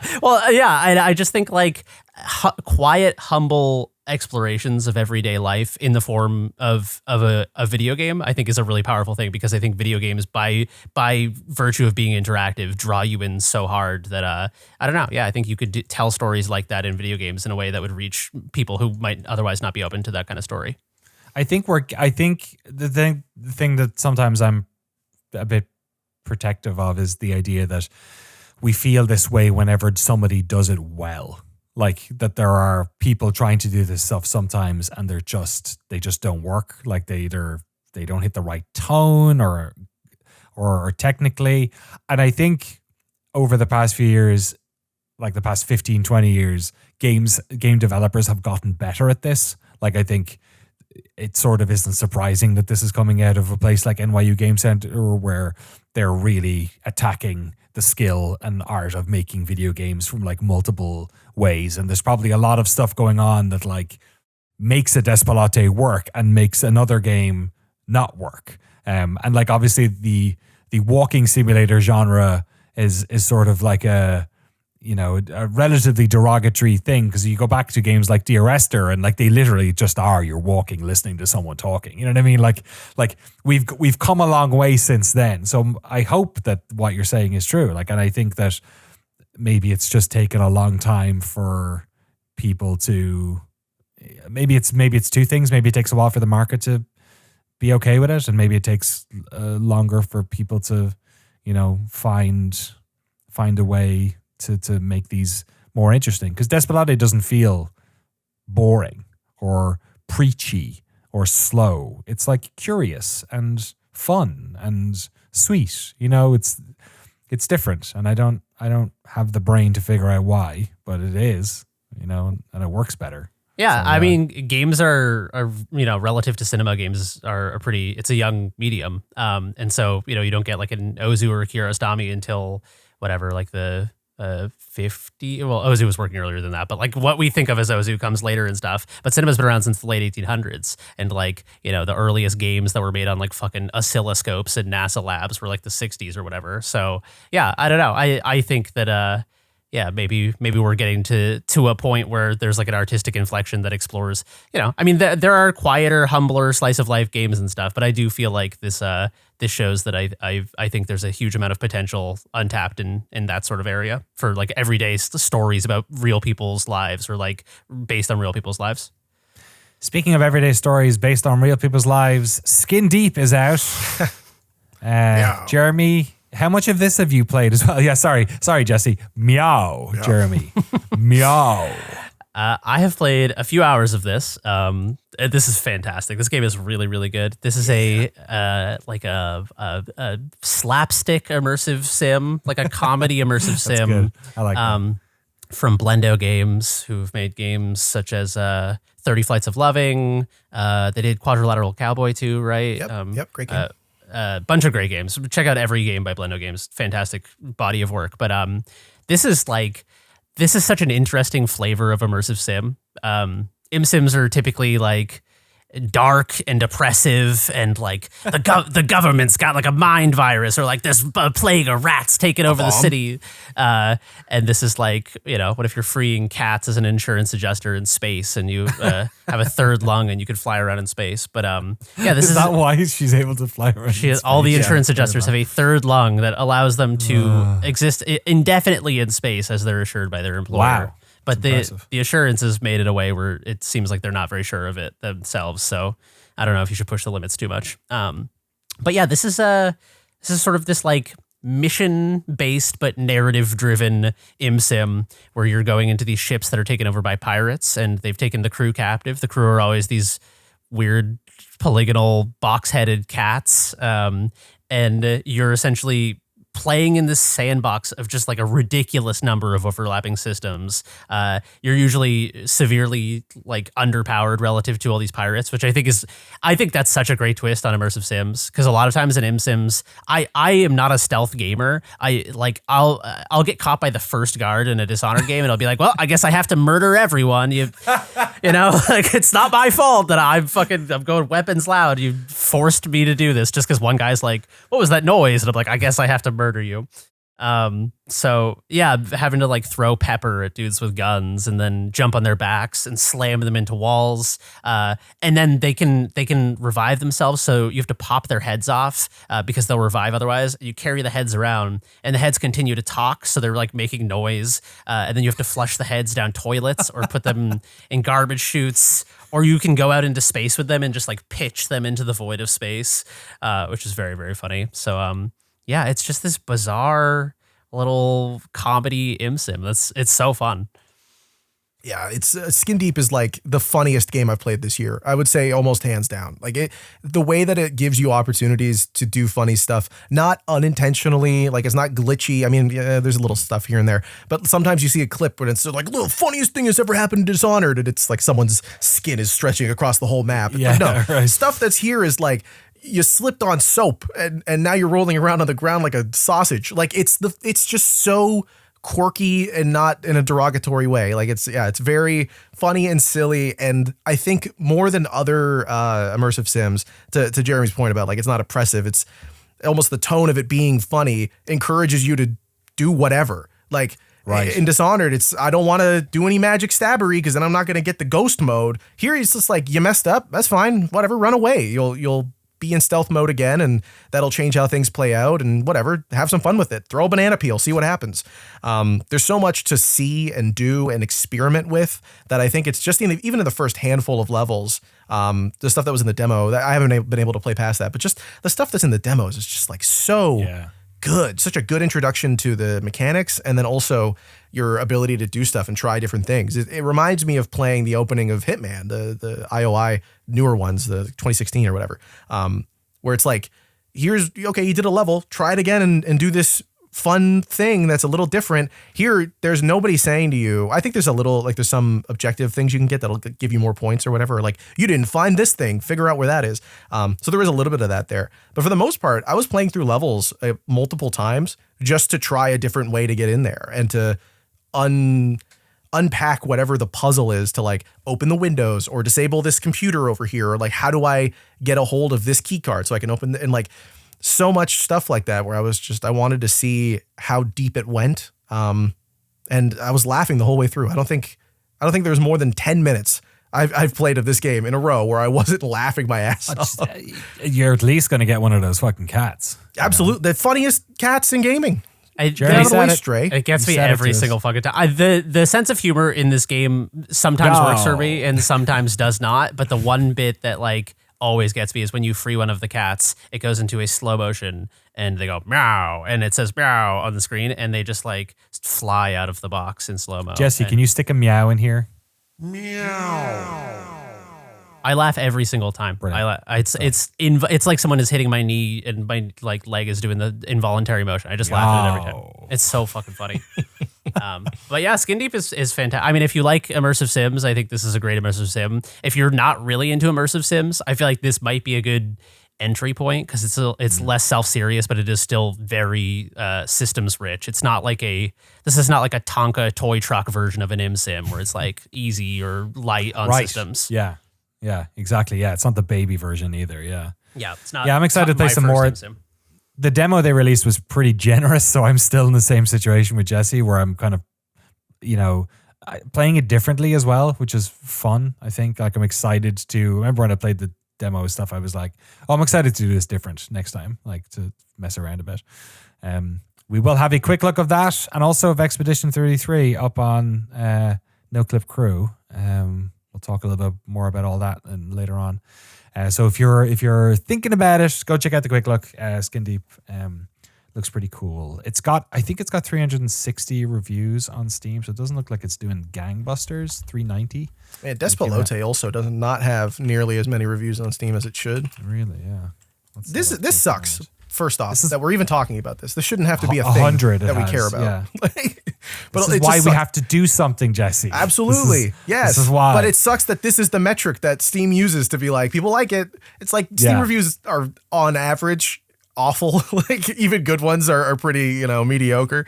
Like of these 100 reviews, I bet like 2 of them are useful product reviews, and then the rest you mean of them like are actual like reviews themselves? Yeah, like the content of them. The fact that like you have to rely on people willing to write reviews on Steam to sell your video game sucks. I hate it. Yeah. But I just do it is a little bit like if game's good. Yep.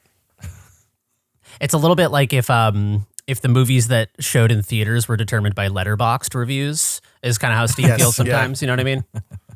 Yeah. If like meme reviews where someone's like, I can't riff a meme review, but the reviews on Letterboxd that are like, people will write this big essay about like this moved me to tears. I can't believe such a depth of pathos is possible. And then someone else is like, did that guy shit his pants in 35 minutes in? And then that's like the top Letterboxd review. As it should be. That's what all criticism's about. I'm not going on Letterboxd to read your essay that you wrote for 4 hours for free. All right. I want to read a funny haha and then close the app. That's it. Roger Ebert's ghost is going to fucking haunt you. Yeah. At least in Steam, you have to have like played the game. It's not like fucking, it's Morbin time or whatever. Or you leave a review on Conclave. You're like, wow, I hope they put the Pope in real life. Like that's the review. Okay. That's it. That's funny. It's beautiful. I saw somebody, there was a Twitter post for Morbius saying like, oh shit, we were busy that weekend. Re-release Morbius again. 3rd time's the charm. And we've got some other games here. We might want to have some faff for next week. Yeah. Some of these, have you played a lot of, or? Yeah, I mean, I finished both of those, but we can totally save it. Really? Not a big deal. Holy shit. Okay.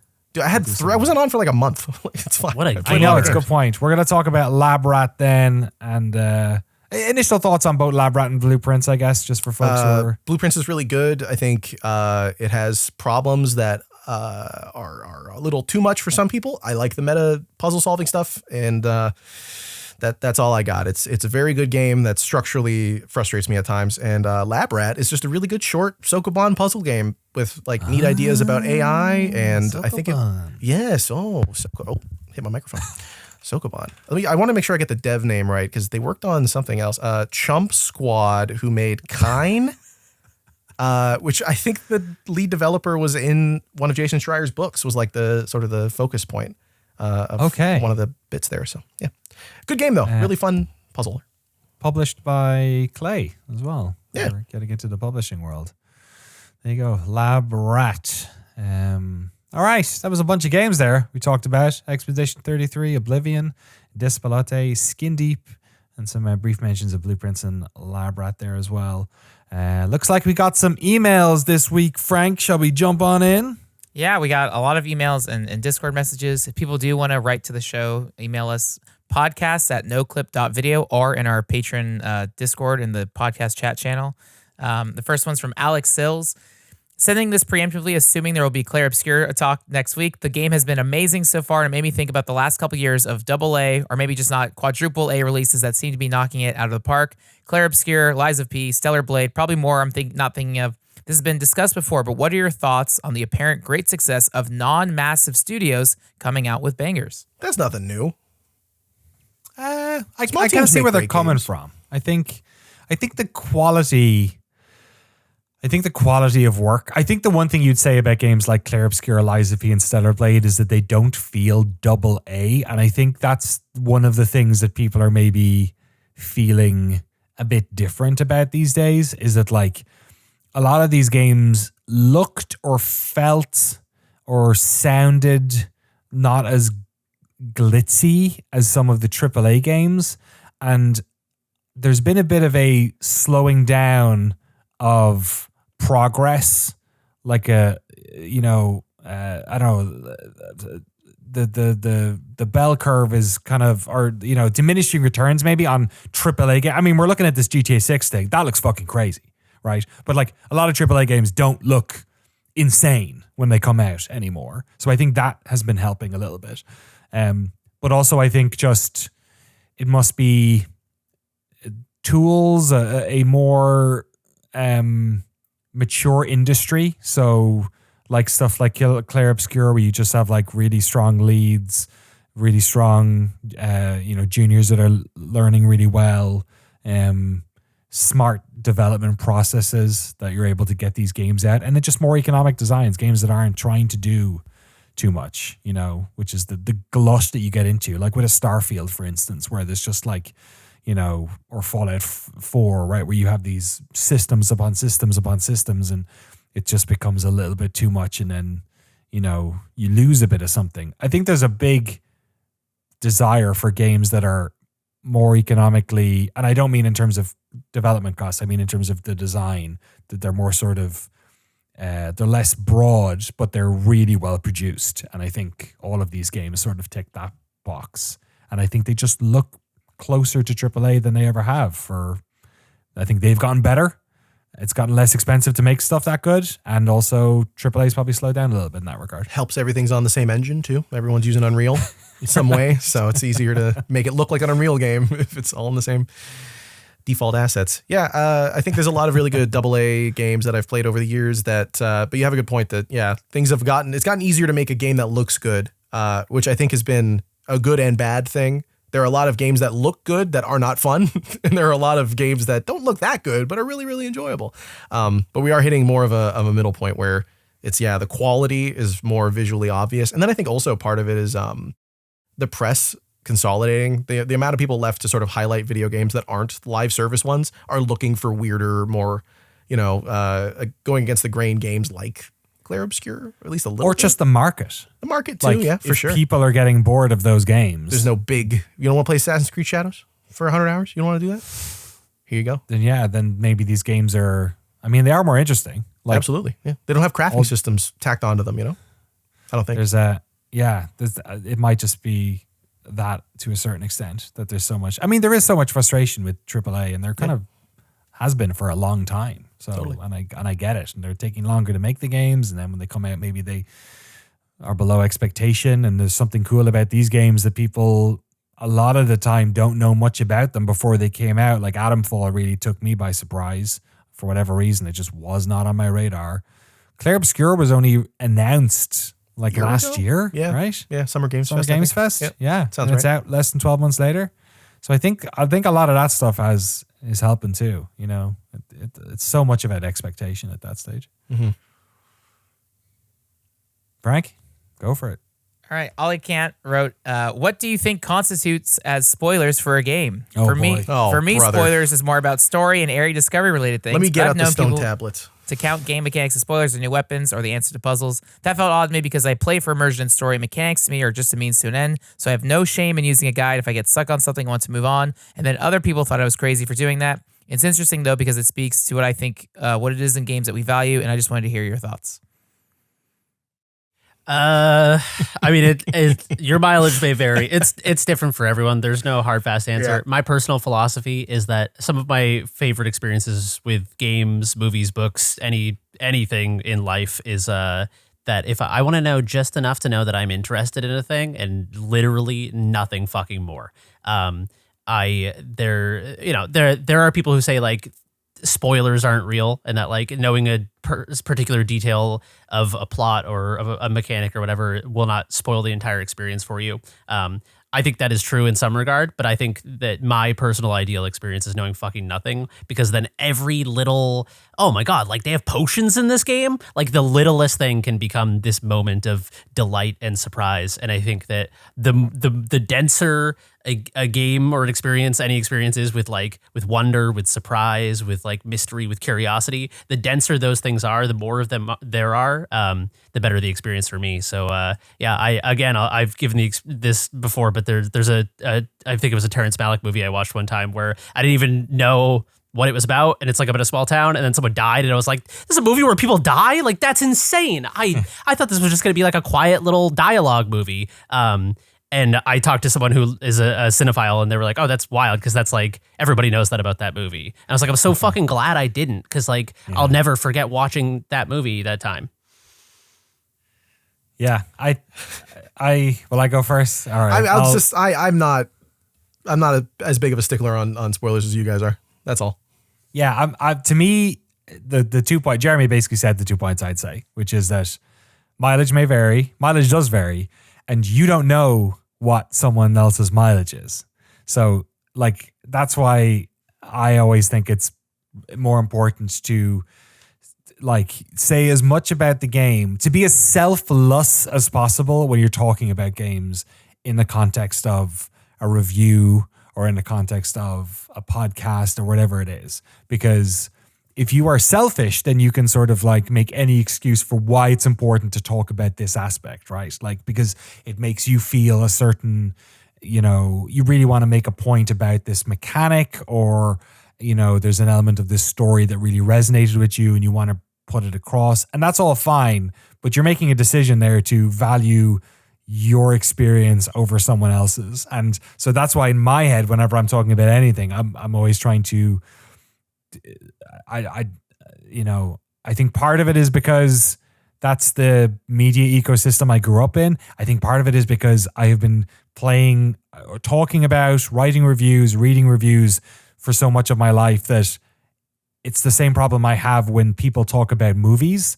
If like somebody who doesn't know anything about movies or narrative or doesn't watch a lot of movies, what they think is a spoiler is not the same as somebody who like watches a lot of fucking movies, because they can say something and it's not that they said that thing, it's that from that thing you can intuit about 30 other things, and they might not because they don't think about movies that way or games that way, but my fucking stupid OCD brain will, and it will tell me, like, you know, I have tried, there's this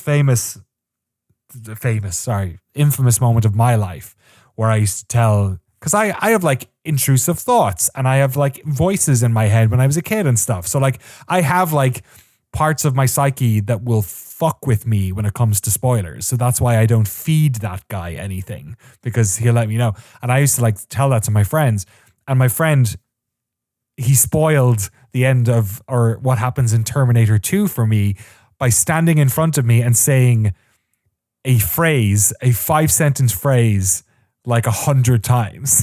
So I couldn't get it out of my head. And now whenever I think about that movie, I think about that phrase. I'm not going to say it here, but it's basically what happens to the antagonist in that movie. So I am like super sensitive to spoilers. And mostly it's because I know that like maybe 5% of our audience listening to this is. And I think about games like The Outer Wilds, right? Or Outer Wilds. Sorry, my bad. Outer Wilds. I didn't know anything about that game. So within the first hour, my mind was blown over what you were essentially doing for the entirety of that game. I did not know that was going to happen. So, and that's like one of the best gaming experiences I've had of the past 10 years. So it's hard. So I think it depends on the game or the genre. FIFA, for driving games, You're yada gonna yada. spoil. Wait, what? Who's in FIFA? You know, what? exactly. No. Whereas like Expedition 33, I enjoyed the start of that game so much because I knew nothing about it that I wouldn't want to take that from somebody. You know what I mean? So, but I get it. Some people don't give a shit. Whereas, you know, I try to be careful about it on the pod. I try my best. You do? No, you do definitely. Yeah, because I there's a lot of stuff where I'm like, that's fine. It's in the first hour, but like I know that's important. Like especially for, you know, I can weigh the value of it. I think is what I'm saying. Like, with Expedition 33, the opening of that game, very cool. Don't want to talk about it because I know that's a cool thing. Even if like I knew before going in, and I still was shocked at how cool it was. So that was like that's one of those things. But other stuff, I'm like, I don't know, whatever. This actor's in the movie. Like, he's not on the poster. He's in the first 5 minutes. It's funny. Some people say that, or like trailers used to be a thing. I know a lot of people would say like, oh, it's in the trailer. And it's like, something's in the trailer. Like something can be in the trailer, like the GTA trailer, right, where people are going to frame by frame that shit and basically pull every single thing. Or like something can be, maybe you watch the trailer once. Like I don't even watch movie trailers. Like for that reason, when my wife, when we're like going to watch something, like especially horror movies, because we always watch schlocky horror movies. It's a lot of fun. Fucking all on that Blumhouse shit, right? Just like cheapo, whatever. I'll walk out of the room. She goes, looks at the trailer. I'll walk out because I'm like, oh, that's just. You don't want to see Megan 2.0's trailer? You don't want to know what dance moves she does? I did watch the Megan 2.0 trailer. Oh, okay. Oh, so we make exceptions. No, I'm just kidding. No, because I wasn't sure if I'd want to watch it, and I don't now after watching the trailer because they like AI her face or something. Oh, that too. Yeah. Is that what that? It looks gross. It looks shit. Yeah. It looks terrible. Like the original one, it was the fucking robot, right? Mm-hmm. Or like they CG'd it or something, but it looked good. It looked like AI schlock. I was like, what the fuck is this? Is this the sequel? Or whatever. Yeah. Anyway. Spoiler: Megan 2.0's face looks stupid.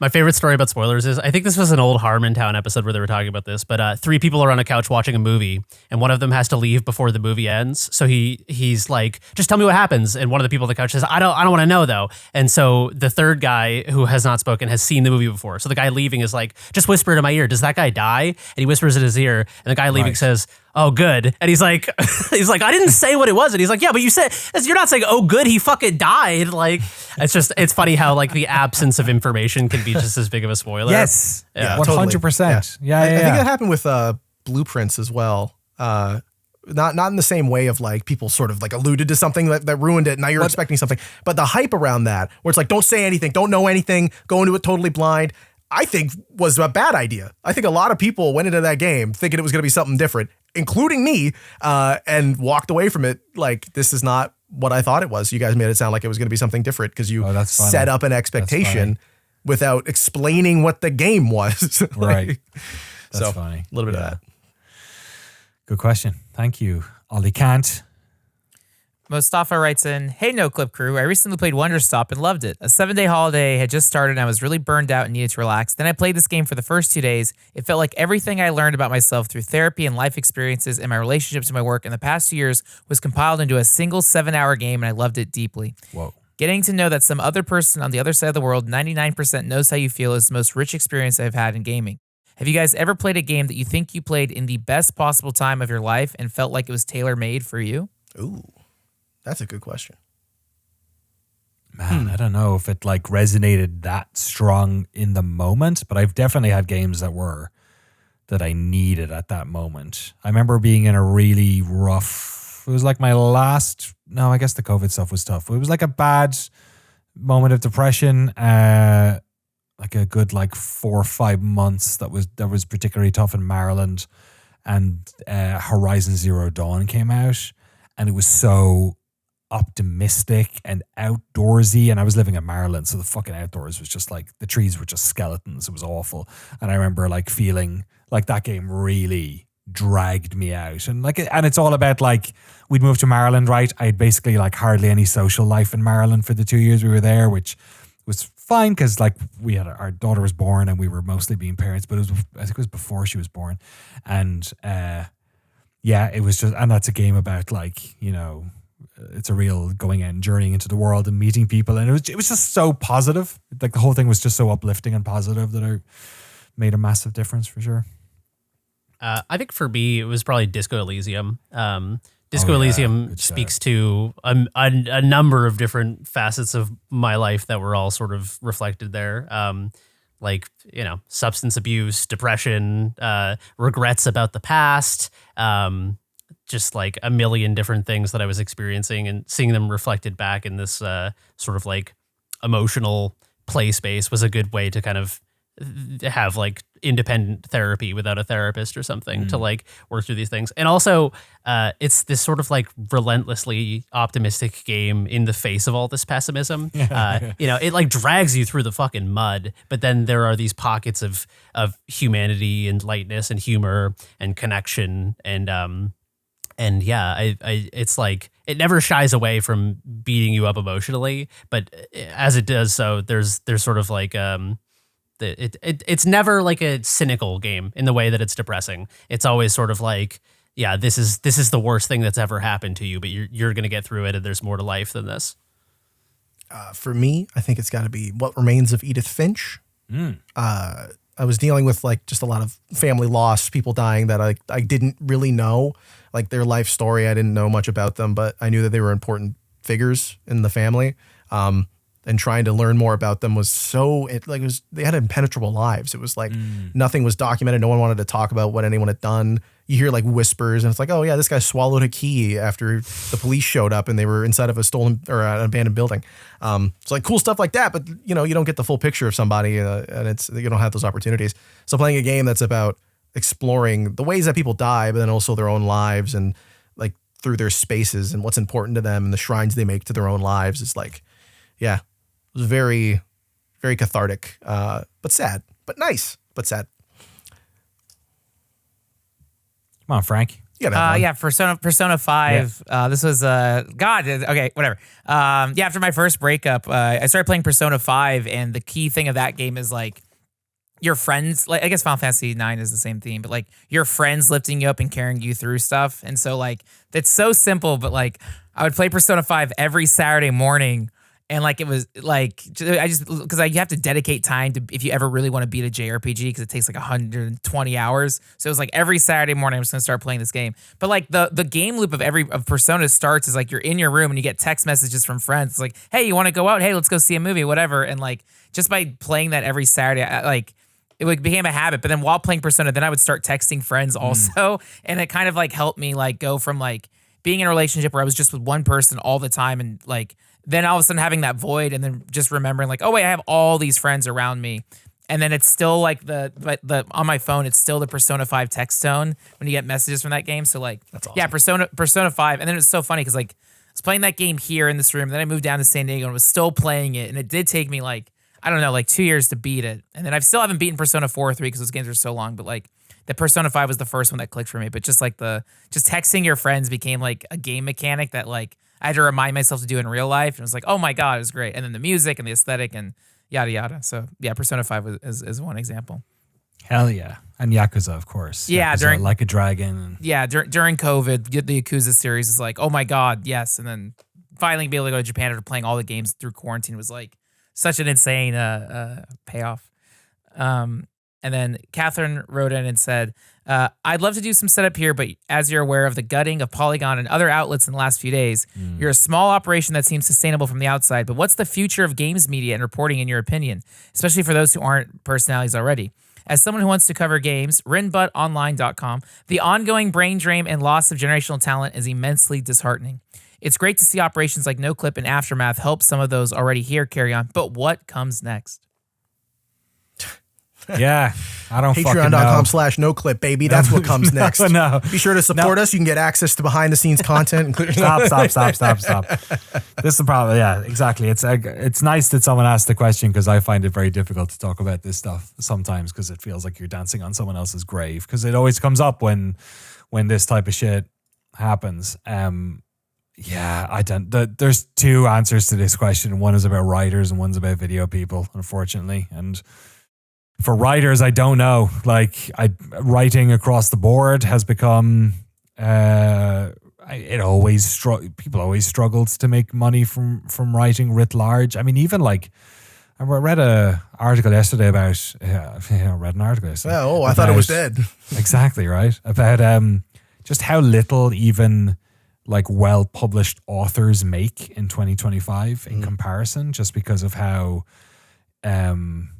Like international markets are really good, but because the stakeholders involved in like distributing and publishing stuff, weirdly, in some markets is still owned by a very small amount of companies. Like we're running into that problem again with film, like independent film is very tricky to get. It's not even a problem with making the money to make the movie. It's finding where it goes, where, cinemas and streaming platforms and all that stuff are largely owned by a consolidated, smaller amount of industry of companies, corporations, and it's definitely the case in games writing, games publishing at the moment as well. And online is just it's really tricky, and you do have the Aftermath model, but that requires Substack or whatever. But that stuff also requires people to be well known and have a following, but that kind of always was the case. Like it's not like there's a meritocracy in any art form, it's your ability. I think to Rob promote yourself. Zachney and Patrick Klepek from Remap, name dropping, talked about this a little bit when they found out about Giant Bomb and Polygon, and they were like, Rob made a really good point. You know Rob Zachney, right? Yeah, I talked to him about Formula One cars every day. I talked to him 2 hours earlier today. And I know Patrick well as well. We were both at CBS at the same time, and he was at Giant Bomb. I was at GameSpot. Yeah. They were talking about how like there can only be so many Patreons. Oh yeah. How many of these are just a small subset of like 1,000 or so people who are paying every single Patreon like $5 to $7 a month. Like it's not an industry. Where do you grow from there? You know what I mean? Yeah. 100%. And that's another reason why I don't like sticking my head out, or why like Noclip Crew has been a thing that we've been flirting with for years, and I've been the one selfishly not pulling the trigger on doing a crowdfunding thing for it because I don't want to double dip with the Noclip community or triple dip for those who follow me on Shift F1. Rob's probably got the same thing with what they're working on, and he's on multiple ones as well, right? Like D&D ones and lots of other stuff, and yeah, like you said, like we compare notes. Like I look at the, you know, patrons on Noclip and the patrons on Shift F1. You know, It's a Me Ferrario is a battle pass holder on this and a livery sponsor on the other one. Which thank you so much. That's a really good point. So if the question is like broadly what this means, like the enthusiast press is largely dead already. Like IGN does some reviews. Most of this stuff is done by freelancers. Same with GameSpot. You know, Tomorrow's Reviews editor. Most of their reviewers are contractors. When I was at GameSpot, it was probably, what do you reckon, Jeremy? 70-30 maybe with contract workers, like 70 in-house, 30 there. Then they fired a bunch of them, and then it was probably close 60-40 maybe. But like now it's, I don't know, is it 80-20 contractors? How do you build a culture within a website? You know, but you can't pay for those people. But then video people, like things have been really good for video people, right? Because of YouTube and streaming and, you know, the pivot to video in general. Well, it's just, there's lots of, you know, you can do Netflix and all that sort of stuff. I do think what we've done with Secret Tape has been really demonstrative of the secret sauce that video people have, insofar that we have a marketable skill that pays well and writers don't. Writers can do contract work, but doesn't really pay that well. Whereas if you're, you know, aggressive and good at what you do on the video side, or even if you just want to do whatever, you know what I mean? You can get really good at, you can make a killing doing fucking little promos, or, you know, wedding folks do really well. Like you have a marketable skill that is useful. And like what I found, at least, like my dream for any publication is that you don't, the desire to sell out will always be there, because eventually someone will just turn up with a huge fucking pot of money, which just seems to be what happened with Polygon. And you know, the numbers don't add up, or you just want to get an extension to your house and you just do it, you know, or you get sick of doing it, you get tired, whatever it is, the owners do it. Whereas if you own the company, like I always looked at Red Bull and went, Red Bull's the perfect company. Red Bull sells fucking cans of drinks, and they use that money to do all of this crazy fun shit, which then gets to the stage where it makes its own money, but it needs that safety net to do it. And adopting that model towards the work that we do here, I think has been really interesting. And I think you could do more of that, but it's hard. Yeah. It's, I don't know. How do you find that, how do you bridge that gap between what magazines used to be, which was basically just ads, like just ads? Yeah. Like I go back and read old Game Pros and I'm like, was any of this like writing? Was it all just advertisements? Oh, you mean the actual writing themselves? Yeah, well, not specifically the writing, but like just the content of the magazines. If you go back, like it's a 120-page issue. It's like 75 of the pages are advertisements. But weirdly, it didn't feel as intrusive as like... It didn't, because it was advertisements for things that you wanted to know about anyway. Well, that's very true. Yeah, that is true. Like it was okay. It was like, oh, okay, they're advertising the new Diablo. I didn't know that was a thing. Cool. Like that. And it was that like on a part of it. different page. Yeah, that's You know? true. Yeah. I don't know It why. wasn't but covering the text and you had to like scroll past it. It's just over exactly. here. Or it wasn't a 5 minutes into a YouTube video, we're going to talk about fucking Squarespace. Yeah. Fucking, you know, Better whatever. help. And Yeah. go to the part of the tracker where you see the biggest peak, and that's where the ad stopped. You know, like that stuff feels way more intrusive. Mm-hmm. You know, do you just start I went for a drive last night because a lot of these questions were going through my head, and I was like, you start a website, right? And then you have a show that's just called the Shill Zone, and it's just like People pay Oh my you, God. and you play whatever fucking game. But everyone knows because it's 2025, and people aren't fucking stupid. They know when it's something that's paid for, so you just wrap your fucking arms around it and you make it. It's like the Devolver Digital thing. Did you see that? Where they're purposefully going to launch a game the same day as GTA 6. That's fine. Just counter-program that shit. Put your Dave Oshry hat on. You know what I mean? Become the ultimate disruptor. And I don't know. I like people get really. I don't want to rant. This is like the thing on Monday where we had that big conversation about this, and I was like, it's just going to be me ranting for 2 hours if I fucking start on this. So I'll cut myself off in a second. But people, when we did like secret tape stuff, right? We did a bunch of work, and we did, you do work for companies that you like, they pay well, and maybe you don't have the same value as your clients. Like that happens. I think mileage varies on that. I think if you had a publication where you were as transparent as you possibly could be about that, it's difficult sometimes because you're negotiating with people behind closed doors for that very good reasons. So you can have a stronger business position, or because they're working on something that they can't talk about publicly or whatever. But there is a world in which like people hold us to account about that already. Like with By Design, there were people in our community who didn't like that we were producing that. And I totally understand that. I also like taking money from people who aren't our patrons. The Robin Hood of gaming right here. If somebody wants to fucking pay, and what I did with that, and what I've done with all of our secret tape stuff is I have put the number at this would be hard to walk away from number. You know what I mean? Like those series is like 6 videos paid for one of our team for the year. Like that wasn't that much work to put in. It was a decent amount for me, but it wasn't like insane amounts of work. I like taking money from people who have too much fucking money. I think it's great. I think those are the people you should fucking take money from. And I understand that people don't want, independence means a certain thing, right?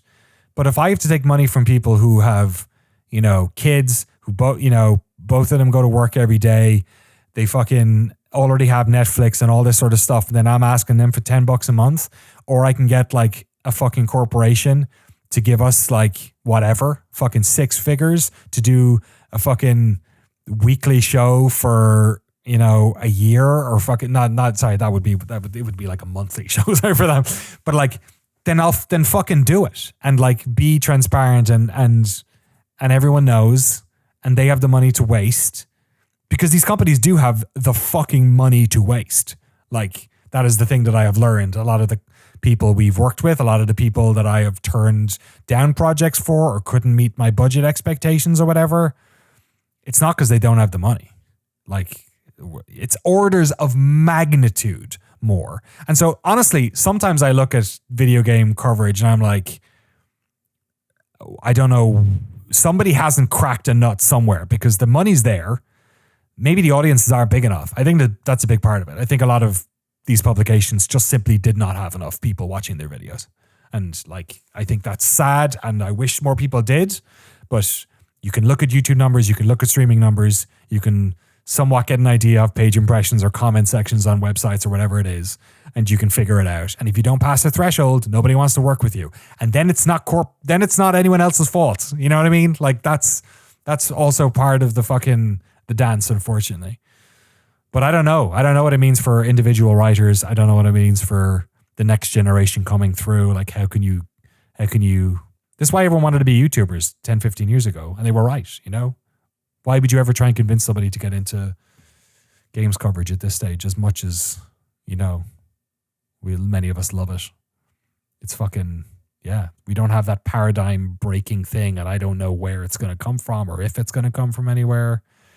And discovery is only becoming more difficult because the internet's getting sludgier and sludgier. Yeah. So why would I read a review when I could watch 400 TikToks in an hour? Yeah.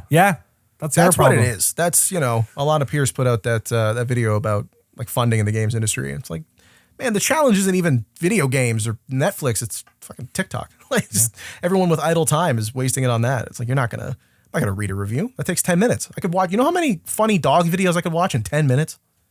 Life is so much faster than it was 20 years ago. Yep, absolutely. I get my magazine, PC Gamer. That's the only thing I had to read about video games for the month. Like a month, yeah. Yeah.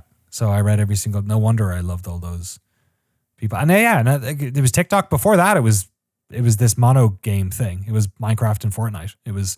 We have a whole generation of kids who grew up who don't really it was a bit of a bubble because they didn't really play games the way we play games. No. They were mostly using them as like social ways to connect with their friends outside of school. And they still are. Also cool. Yeah, it's also cool, but they're not buying fucking blueprints. You know what I mean? Not yet. Not until they get Xbox Game Pass.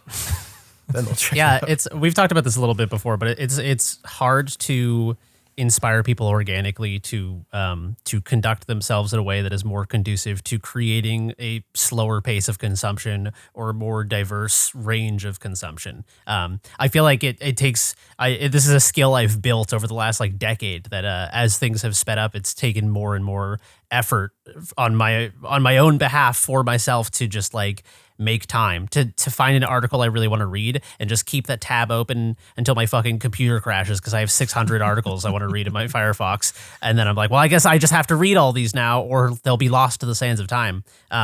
Or just forcing yourself to watch a good movie. I'm someone who I'm a real fucking cinephile. I love good movies. I love weird movies. I love art movies. I love unwatchable, hard to watch shit sometimes. And even then, as someone who loves that, it is hard to force myself to sit down to play an art game or watch a really weird, challenging movie. I'm always glad I did it, but it's sort of like exercise or something where it's you have to build a routine of doing it, even if you know it's rewarding, even if you know you enjoy it. It takes real concerted effort to maintain that relationship. And so, how do you preach about that to people who don't recognize that as anything other than preaching? Because it does sound like fucking you're being preachy. You think you're better than me because you watch movies? Fuck yeah, exactly. If you want to be as good as me, you could watch all this art bullshit. But yeah, I mean, no, it just depresses me so much when I see videos go viral where they're like, can we all stop pretending that our favorite movie is a movie where a French guy eats a croissant and dude, those are the worst, where they're they're making fun of directors doing their letterbox top 4, and which already in itself is dumb. Yeah. But then they're like, oh, but my favorite movie is this French film from, of course their favorite movie is some weird esoteric thing you've never seen before because they watched it when it was important to them. Shut up. But the thing is, I think you don't like the Cat in the Hat? Sorry. The hidden dimension of that is that I feel like the people I know who are the most deeply into weird art movies and games and shit, they talk about that weird obscure art in the same way that they talk about pop culture art, because there is not this artificial division of oh, I'm going into art mode, or I'm going into Christopher Nolan mode, or I'm going into Marvel mode. It's just a spectrum of things, of experiences you can have. And so the people that I like when they talk about movies talk about Ozu the same way they talk about contemporary pop culture directors and stuff. They're not it's not a separate thing. And so yeah, I don't know. It's breaking down that barrier, I think, is important, and showing people that there is a different flavor of experience that these things hold. That is, it's not superior, it's not better than, but it is an important thing to experience as a person, and to force yourself into those other spaces sometimes. Yeah. And I think one of the things that I've really valued about doing this podcast especially is that I know on a personal level is Jesse's just been steady. I've had enough. Shit. His camera's had enough of this shit. They're 2-hour podcasts. What are you doing?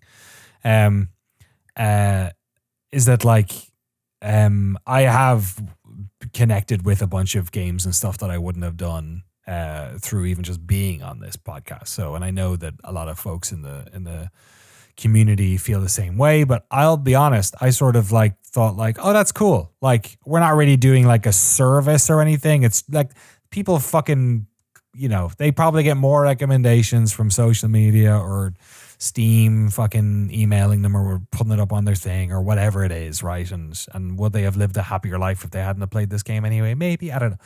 I'm always sort of trying to be a morbid realist about a lot of this stuff, but something about last week scared the shit out of me, which is that Polygon felt like it was safe. Polygon felt like it was making money and doing good work, and had struck a balance between doing the sort of SEO, although SEO's fucked everyone. That's the big thing that actually has destroyed half of the fucking web publishing business. But that they were doing the sort of, I don't want to say clickbait, but more shareable, let's say, stuff alongside really great reporting and some really interesting video stuff. Like they were doing a lot of interesting stuff. I think tonally a lot of that stuff wasn't for me, but over the years I have really enjoyed and appreciated a lot of the work that they did. But moreover, it seemed like it was a business that was healthy and profitable. So that's the shock. Stuff with the Giant Bomb situation, or like GameSpot, where me and Jeremy know a lot more about the sort of internal workings. Like GameSpot was in the red for years when I was working there, right? It was not making any fucking money. It only existed because of corporate ownership.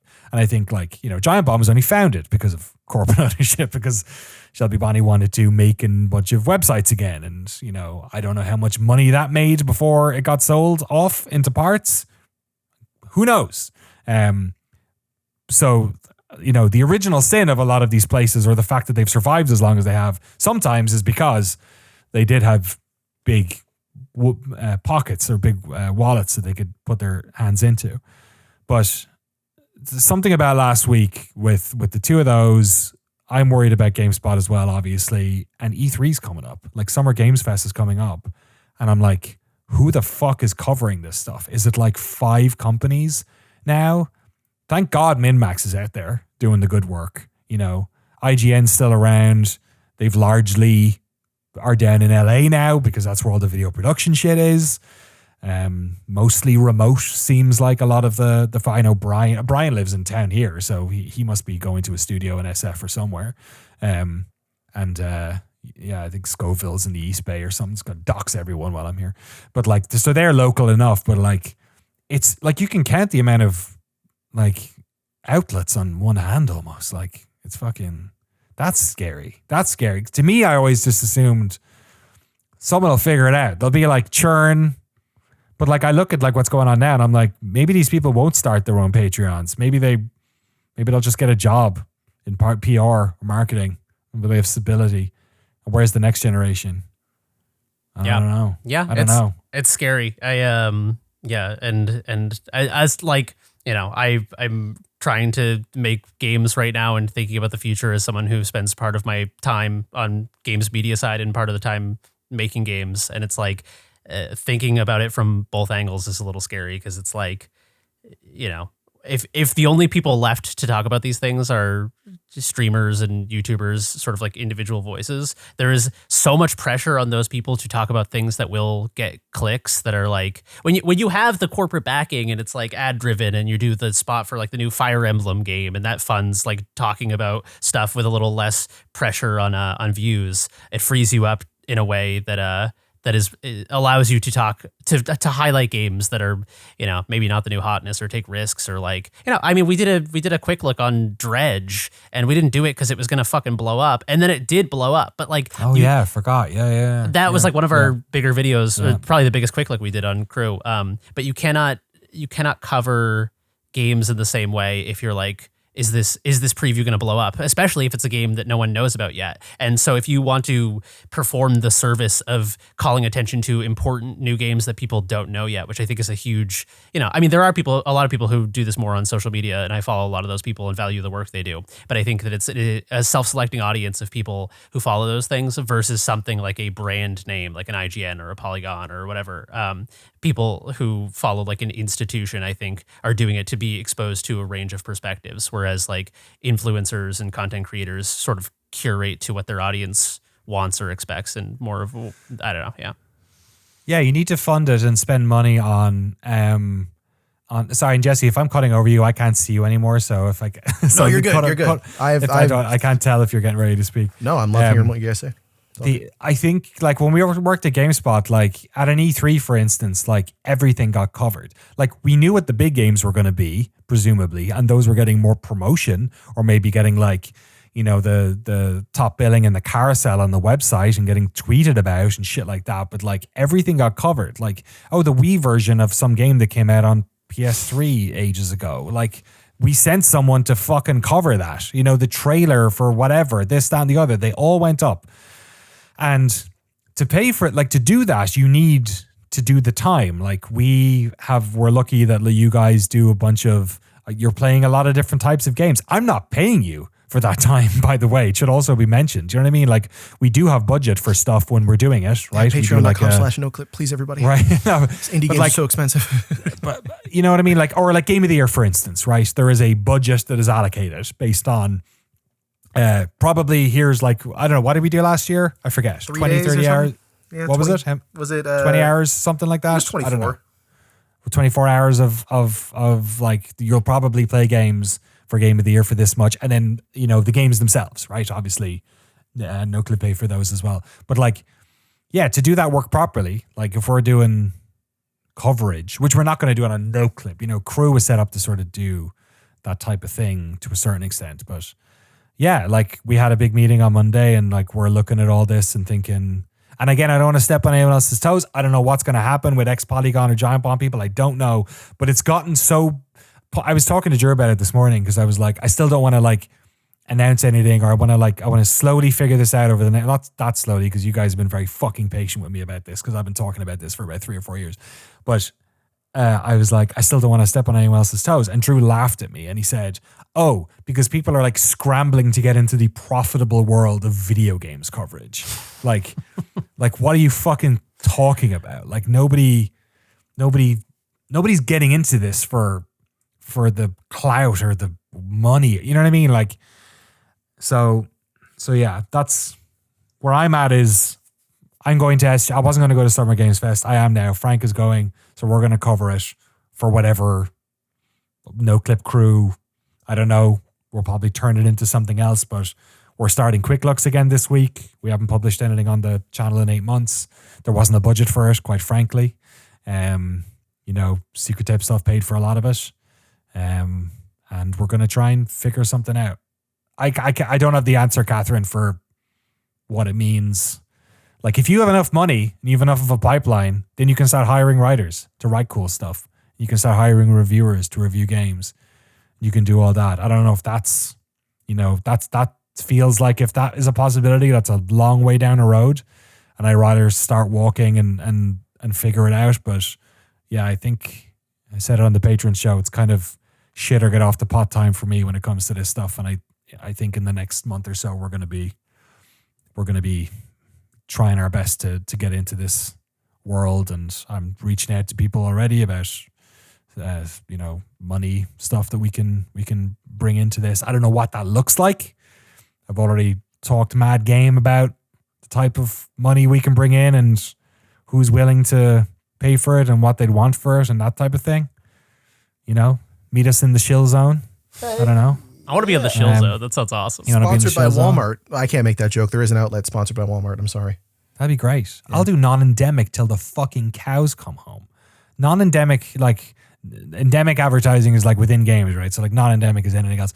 What was this? Who the fuck what was the candy? Airheads used to sponsor the fucking E3 stage. Do you remember, Jeremy? Yeah. Disgusting. Yeah. I'll Cannot. Sour Skittles. We'll call it the Skittles Zone if you want. Let's get Do you remember Gillette. the fucking... Where's Gillette? We got sponsored by Samsung, and I had to talk about the fucking Samsung Galaxy S on the E3 stage show. There is videos of me and Chris Waters just self-awarely talking about they didn't call it a stylus. We weren't allowed to use the word stylus. We had to call it, the S Pen. Shit you not, the S Pen. Jesse knows. I've been S Pen. S Pen. Do you know what S Pen kind of sounds like if you shift the letters around? It sounds like penis. Mm-hmm. S Pen. It's an anagram. I'm using my S Pen. I like how hard my S Pen is. That's games journalism right there. It's great though, because it's like if the Shill Zone is us playing a game that we might otherwise play, and then we do the Shill Zone episode on it, then it's like, what if we talk about that game on the podcast, and then it's like, well, you guys are just talking about it because it's on the Shill Zone. It's like, well, no, we did the Shill Zone, but the game rules. But if it's like fucking, I'll do a tier list of every Sour Patch Kid and tell you which ones are the best for, you know, whatever money. Why don't we should get some big fucker publisher or fund to pay for us to do a show about games that don't have like PR people. That it's just games that cannot afford to market themselves. And we go out and find them. And we call it Big game hunter. Hunter. Yeah. If only there was someone we knew with a podcast with a similar name. Also, I'm watching this Shit. Samsung clip where you're Simpsons did it. sponsored by Samsung. You're sucking down some Pabst Blue Ribbon with Mikey Neumann and others. And man, this is funny as hell. Where? Oh, is this on Giant Bomb? No. Someone put up a compilation 10 years ago, which was roughly when this happened, E3 2014. I think I might have brought the S Pen on the Giant Bomb couch. Was that with Mikey? It's like a big panel. You got two big tables, Jeff Gerstmann in the middle. It's kind of like the Last Supper, but for gaming. There's a Joe Biden cutout, I think. Yeah, is that the Giant Bomb after hours show or whatever? Possibly. Is Jeff in a chair on his own and the rest of us are on a couch? Jeff's in a chair with, two other people from Giant Bomb, I think, and then you guys are on not couches. Oh, is that weird one? Okay, yeah. I think that's the Giant Bomb show, I think. It's hard to tell. But there'll be no Giant Bomb show at E3 this year either. Oh, man, don't maybe say someone that. will do something. I don't know. Be AI-generated Giant Bomb at night. We'll make it happen. Me and Jeff have been talking about doing an Amiga show for 3 years. He says he's up for doing it. I've never organized it. I want to call it the 3 Amigas, but I don't have a third person. I thought maybe the Amiga could be the third Amiga. I don't fucking know. I don't know. We got 9 years worth of quality ideas like that, just fucking in the chamber, waiting to blow them into your face. I get more messages about Fat Session than documentaries I've done that have yeah. millions of views as well. I'm sorry about that. No, you don't have to apologize. We just have to bring it back at some point. Yeah. People love those Fat Sessions. They do. They're great to sleep Fat to. Session. They're beautiful. Yeah. I love it because I feel like the deeper I get into one of your Fat Sessions, I feel like there must be an attrition rate, you know? It's like getting, there mightn't be, but just knowing how YouTube watch curves go, the further it goes, the more I feel like I'm sort of exploring unknown territory. It feels special. You know It feels what I that mean? way when I make them too, because when I'm 6 hours and 2 beers deep into Heroes of Might and Magic 3, I'm getting loose, I'm getting weird. Yeah. So that's where the gold comes out. Was you're solo presenting that whole time? It's like a fucking it's beautiful. I like you're that in too. the shit with you. You know, it's like being in solitary or something. You know, Totally. You're like locked up in my insane asylum. I don't know. I love doing stuff with other people, but I've always felt like my comfort zone as a presenter is just like being on my own too. So I feel like doing solo long form stuff is very appealing to me. Does anyone else have anything else to say about this? Because I have a very funny transition if you don't. Fire away. Okay. Frank, should we talk about Arc Raiders for a second? Yeah, sure. So, we've not talked about this publicly. We don't talk about a lot of our secret tape stuff publicly. This is the Shill Zone. This is our video production stuff. You know, we did our GTA. We did our. Now people are gonna think we're doing it on spoilers, GTA because I fucked that up, didn't I? Yeah, we did our Half-Life 1 and 2 documentaries. Fucking cat, get out of here. We've done a bunch of stuff, Battle Aces. We've done, other bits and bobs. We are working on a series for the folks at Embark Studios on Arc Raiders. We filmed it last year in Sweden. Frank, we had a good time in Sweden last year. I was checking in with them actually when I was just in Sweden recently as well. That's not why we were there, but I was checked in with them that time as well. The Arc Raiders tech test was just on TT2. Me and Frank played a shit ton of it because we were capturing gameplay for this documentary series we're working on, which is also probably why we didn't bring it up today because it feels a bit like, it's not something I basically want to get out ahead of this and be like, if we're talking about Arc Raiders, know that we are working on this project and we've been embedded. I've been embedded with this team for much longer, actually, just because I've known a bunch of the people over there for a while and I've known what they've been working on and the tech they've been working on. And there are a lot of questions about Arc Raiders because when they originally showed it, it was a completely different game. It was like a PvE, like more co-op, more, I don't know what you'd call it, like you were a more powerful character in the world, sort of dominating the robots. They had this trailer with Robin music. And obviously the version that's coming now is this more sort of PvE extraction shooter type thing, which it seems has gone down well. It was the 5th most streamed game on Twitch over the weekend, and it seemed a lot of YouTubers were playing it, and it seems to have come down well, at least. I'm really into it. Frank, are you less into it? What's your vibe with it? Because did you play groups much at all, or were you solo? I'm mostly playing solo. Yeah, for all the tech test stuff, I did group up with random people, which is always a very funny experience, like doing public lobbies and stuff. But I'm just not a fan of like PvP stuff. But I really like the PvE stuff. Like hunting and shooting robots and looting is like so satisfying. But every time you get killed by real people, I want to track. No, I hate PvP. But the robot stuff is very cool. Shooting their parts off and like seeing them freak out is very, very satisfying. And like the aesthetic is incredible. But yeah, I'm just not like a general fan of like extraction stuff.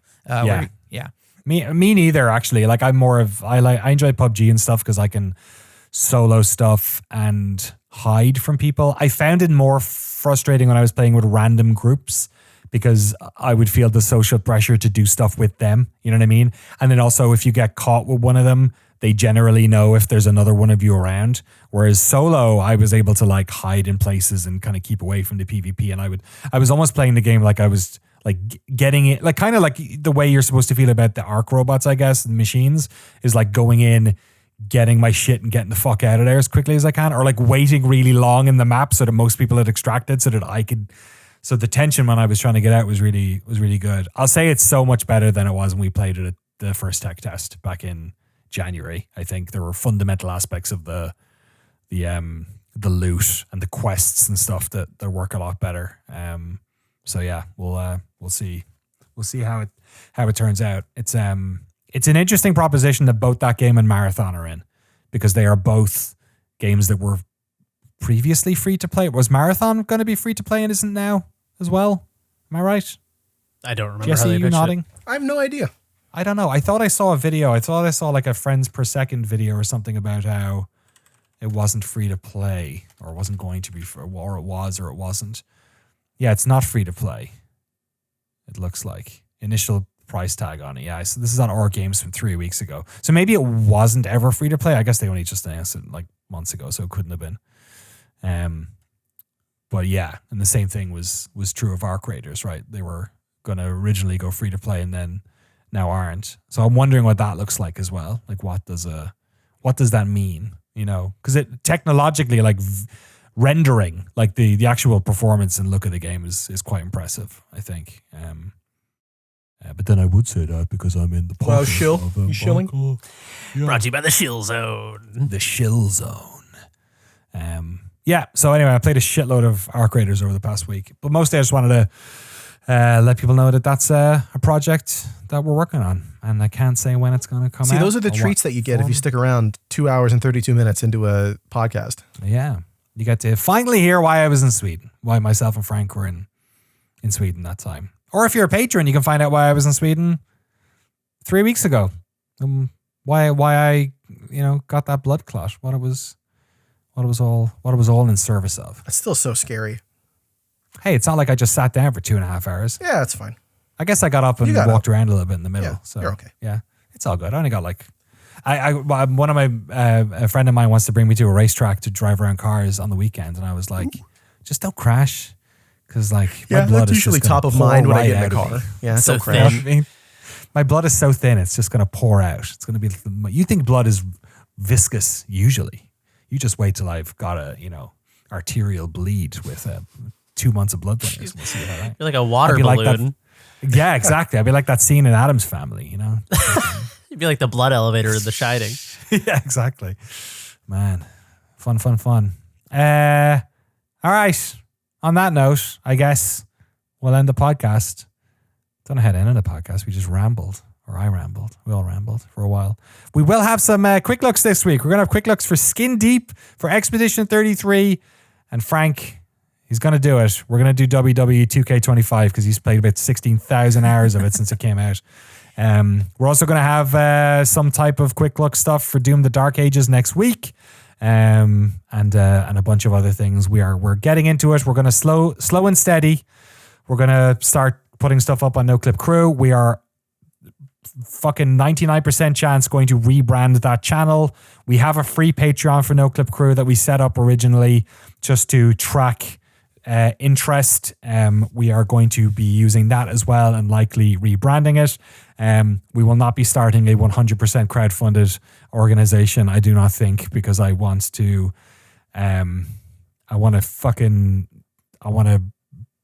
blow past expectations for what we could do with this thing, but I want to do it slowly and steady. So this month is quick look month for us at the moment over our Noclip crew.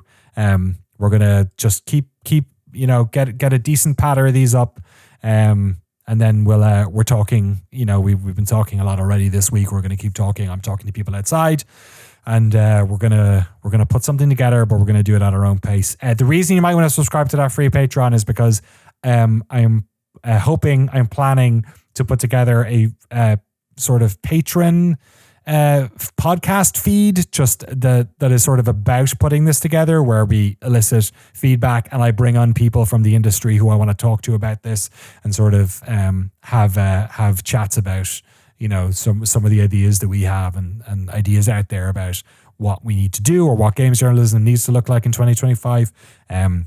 And like I said, we'll be at Summer Games Fest. I'm also putting the flag down. We will be at PAX West as well, or at least some of us will be. So we're Noclip or whatever our fucking other brand is going to be, whatever it is. We'll be there. I'm committing to that as well. Also going to be a QuakeCon as well if anyone's heading to that. So that should be good fun. And we're going to see if we can try and figure out a way of adding to this. And I think number one is what we're best at here on the podcast, which is highlighting games that you may not have heard of before most of the mainstream press tends to. Games like Expedition 33. Special little game no one's ever heard of before. Exactly. We're a little bit slow off the mark at the moment just because because Jesse was away. So he's got to play all those Sokoban games, as quickly as possible. Other stuff to talk about. We were media partners for Ludo Narracon. If you head over to youtube.com/@fellowtraveler, Fellow Traveler is the indie label that puts together Ludo Narracon. So if you type Fellow Traveler into YouTube, you'll find their channel. And I'm not sure if your demo stream has gone up, Jesse, but my Despelote interview is up. And I think my Rise of the Golden Idol one is also Those up. are more interesting anyway. So you can go check those out. And hopefully Jesse's demo stream will be up soon enough as well. You can also go to ludonarracon.com to check out those as well. Bonus pod last month was the Borderlands review. I fucking even forgot we did that. My brain has scrubbed that. That was so fun. Let's do more of those. Jesus. Dude, I'm always down to watch a good movie, but I'm also equally down to watch a completely dog shit movie. I think Final Fantasy The Spirits Within is ripe for the picking. Yeah, we should do that. I like that movie. It's weird. Yeah, I haven't seen it since I saw it in theaters with my dad, and we left That's the theater, so and he was like, "What the fuck was that?" It was like when I brought my dad to The Fifth Element, but he was like, "Yeah, that was great. What happened?" At least that's a good French movie. directors are weird. Yeah. All right. What are you guys doing for the rest of the week? Frank, what's your week look like? Any wrestling shows? So they had Golden Week in Japan, which is a week off. And so everyone travels like mainly to Tokyo and other parts. So there were every single day in Tokyo was like a massive wrestling pay-per-view. So I've been catching up on all of these wrestling shows. So I'm, making my way through it. And I'm starting to get into like luchador wrestling. So there's even a lucha legit lucha show happening at the end of the month in LA. And it's like, I finished Eddie Guerrero's book, so I'm learning more about, the Rudos and the Technicas and the legacy of the mask. So it's I'm all in. So lots of watching wrestling. Hell yeah. Jesse, you're off to Boston? Yes, sir. I'm going to Boston. I'm going to Hang out with PAX Jeremy? East. I would love to hang out with Jeremy if we We're can gonna try swing to make it. it happen. Yeah. Hell if yeah. not, though, at the very least, I get to see some cool video games. If you see me there, bother me. I would actually love to meet people at the event. It'd be nice. Bother Jesse. Although he turned his camera off, so maybe he's trying to be incognito. Well, this is just in case border and customs checks and hears that Good point. said. It's not me saying it. It's my evil twin, Essage. You're like, oh, we saw you were in Zandvoort Yeah. last month. What were you buying What were you there? planning? Yeah. Exactly, yeah. Jeremy, what about you? What's your week look like? Oh, about to do the first quick look in a while. break off the dust and the rust, which I'm very excited about, and been making a video game that I'm pretty excited about. So I've got a pretty straight shot. I'm hoping to get it into playtesting by this summer is my hope. But what that means in video game terms is expected in 2035 or some shit. But no, I've been cooking on something that I think is actually is real good. So I'm excited. You'll obviously hear me talk about it on here when I'm ready to share more. Wicked sick. Love to hear it. I got a pretty chill weekend. My parents are coming over next week. First time they visited California. Only second time they visited me in America. They came to Maryland like 6 years ago now. So very excited. So perfect time to start launching a new video game. Get them on. Property. Get them on. Get my dad to talk about. He used to play Solitaire on his little IBM ThinkPad thing. Okay, get him to play Balatro. That would be amazing. Yeah, you're right. He used to do the thing where he'd invite us all in the room when he did the last one. So you can watch the dum dum yes. dum. That's great. Dum dum dum. Which unfortunately isn't frame rate locked. So if you do it on modern machines, it just goes like that. All of them animate, really. It's like the Pac-Man problem of the ghosts move faster with the less there is to render. So lazy devs.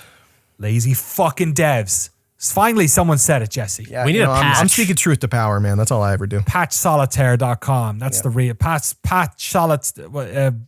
what is it? Like change.org/patch solitaire. Yeah. Let's get it fixed. And pinball. Let's get Windows pinball updated too. Yeah, you're right. Yeah, WinPin. Let's change it. Did you ever play the little pinball game that was in Microsoft Word? Did you ever do that little hack? What? Yeah, there's like a little hack you could do in like Word 98, I think. And also in Excel, you could get a flight simulator to appear. Like using the Excel cells? Yeah, there was like a thing you did that like unlocked a hidden game. Cool. And there was a flight sim in Microsoft Excel, and there was a pinball game. I got the pinball one to work in Word. I never got the flight sim to work. I don't know if someone was fucking with me on that one. Yeah, you're getting pranked. I think I saw a video. Yeah, you could play a little pinball game. You see it? I see Not them. like They're beautiful. Yeah. Right? Yeah, a beautiful little hidden pinball game in your Microsoft I play a Word. pinball game in Microsoft Word all the time. It's called adding a fucking image to a Word document. Everything goes all over the place. Aligning text. Yeah. Yeah, good shout. Hey, if you use Squarespace, you can also have that problem.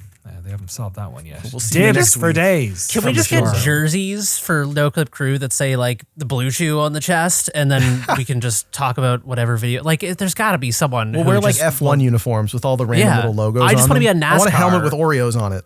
Well, Yeah. now we're just talking about the fucking Battle Pass holders again. Like, we got to wear a Oh shirt yeah, put their pass. names on clothes. I would we do own. that. Yeah. Just a big Cameron Lad written across the front of it. I think want if you wear a it's a me t-shirt with the word Ferrario tattooed ricin on on my it, back. though, you're gonna get a visit you're from right. the FBI. Yeah, ricin is illegal in 50 states. All right. We're pushing 3 hours. People have to fucking get on with their lives, and this blood clot's starting to itch me. So let's get out of here. Thank you all so much for listening to our podcast. See you again next time. Bye. Bye.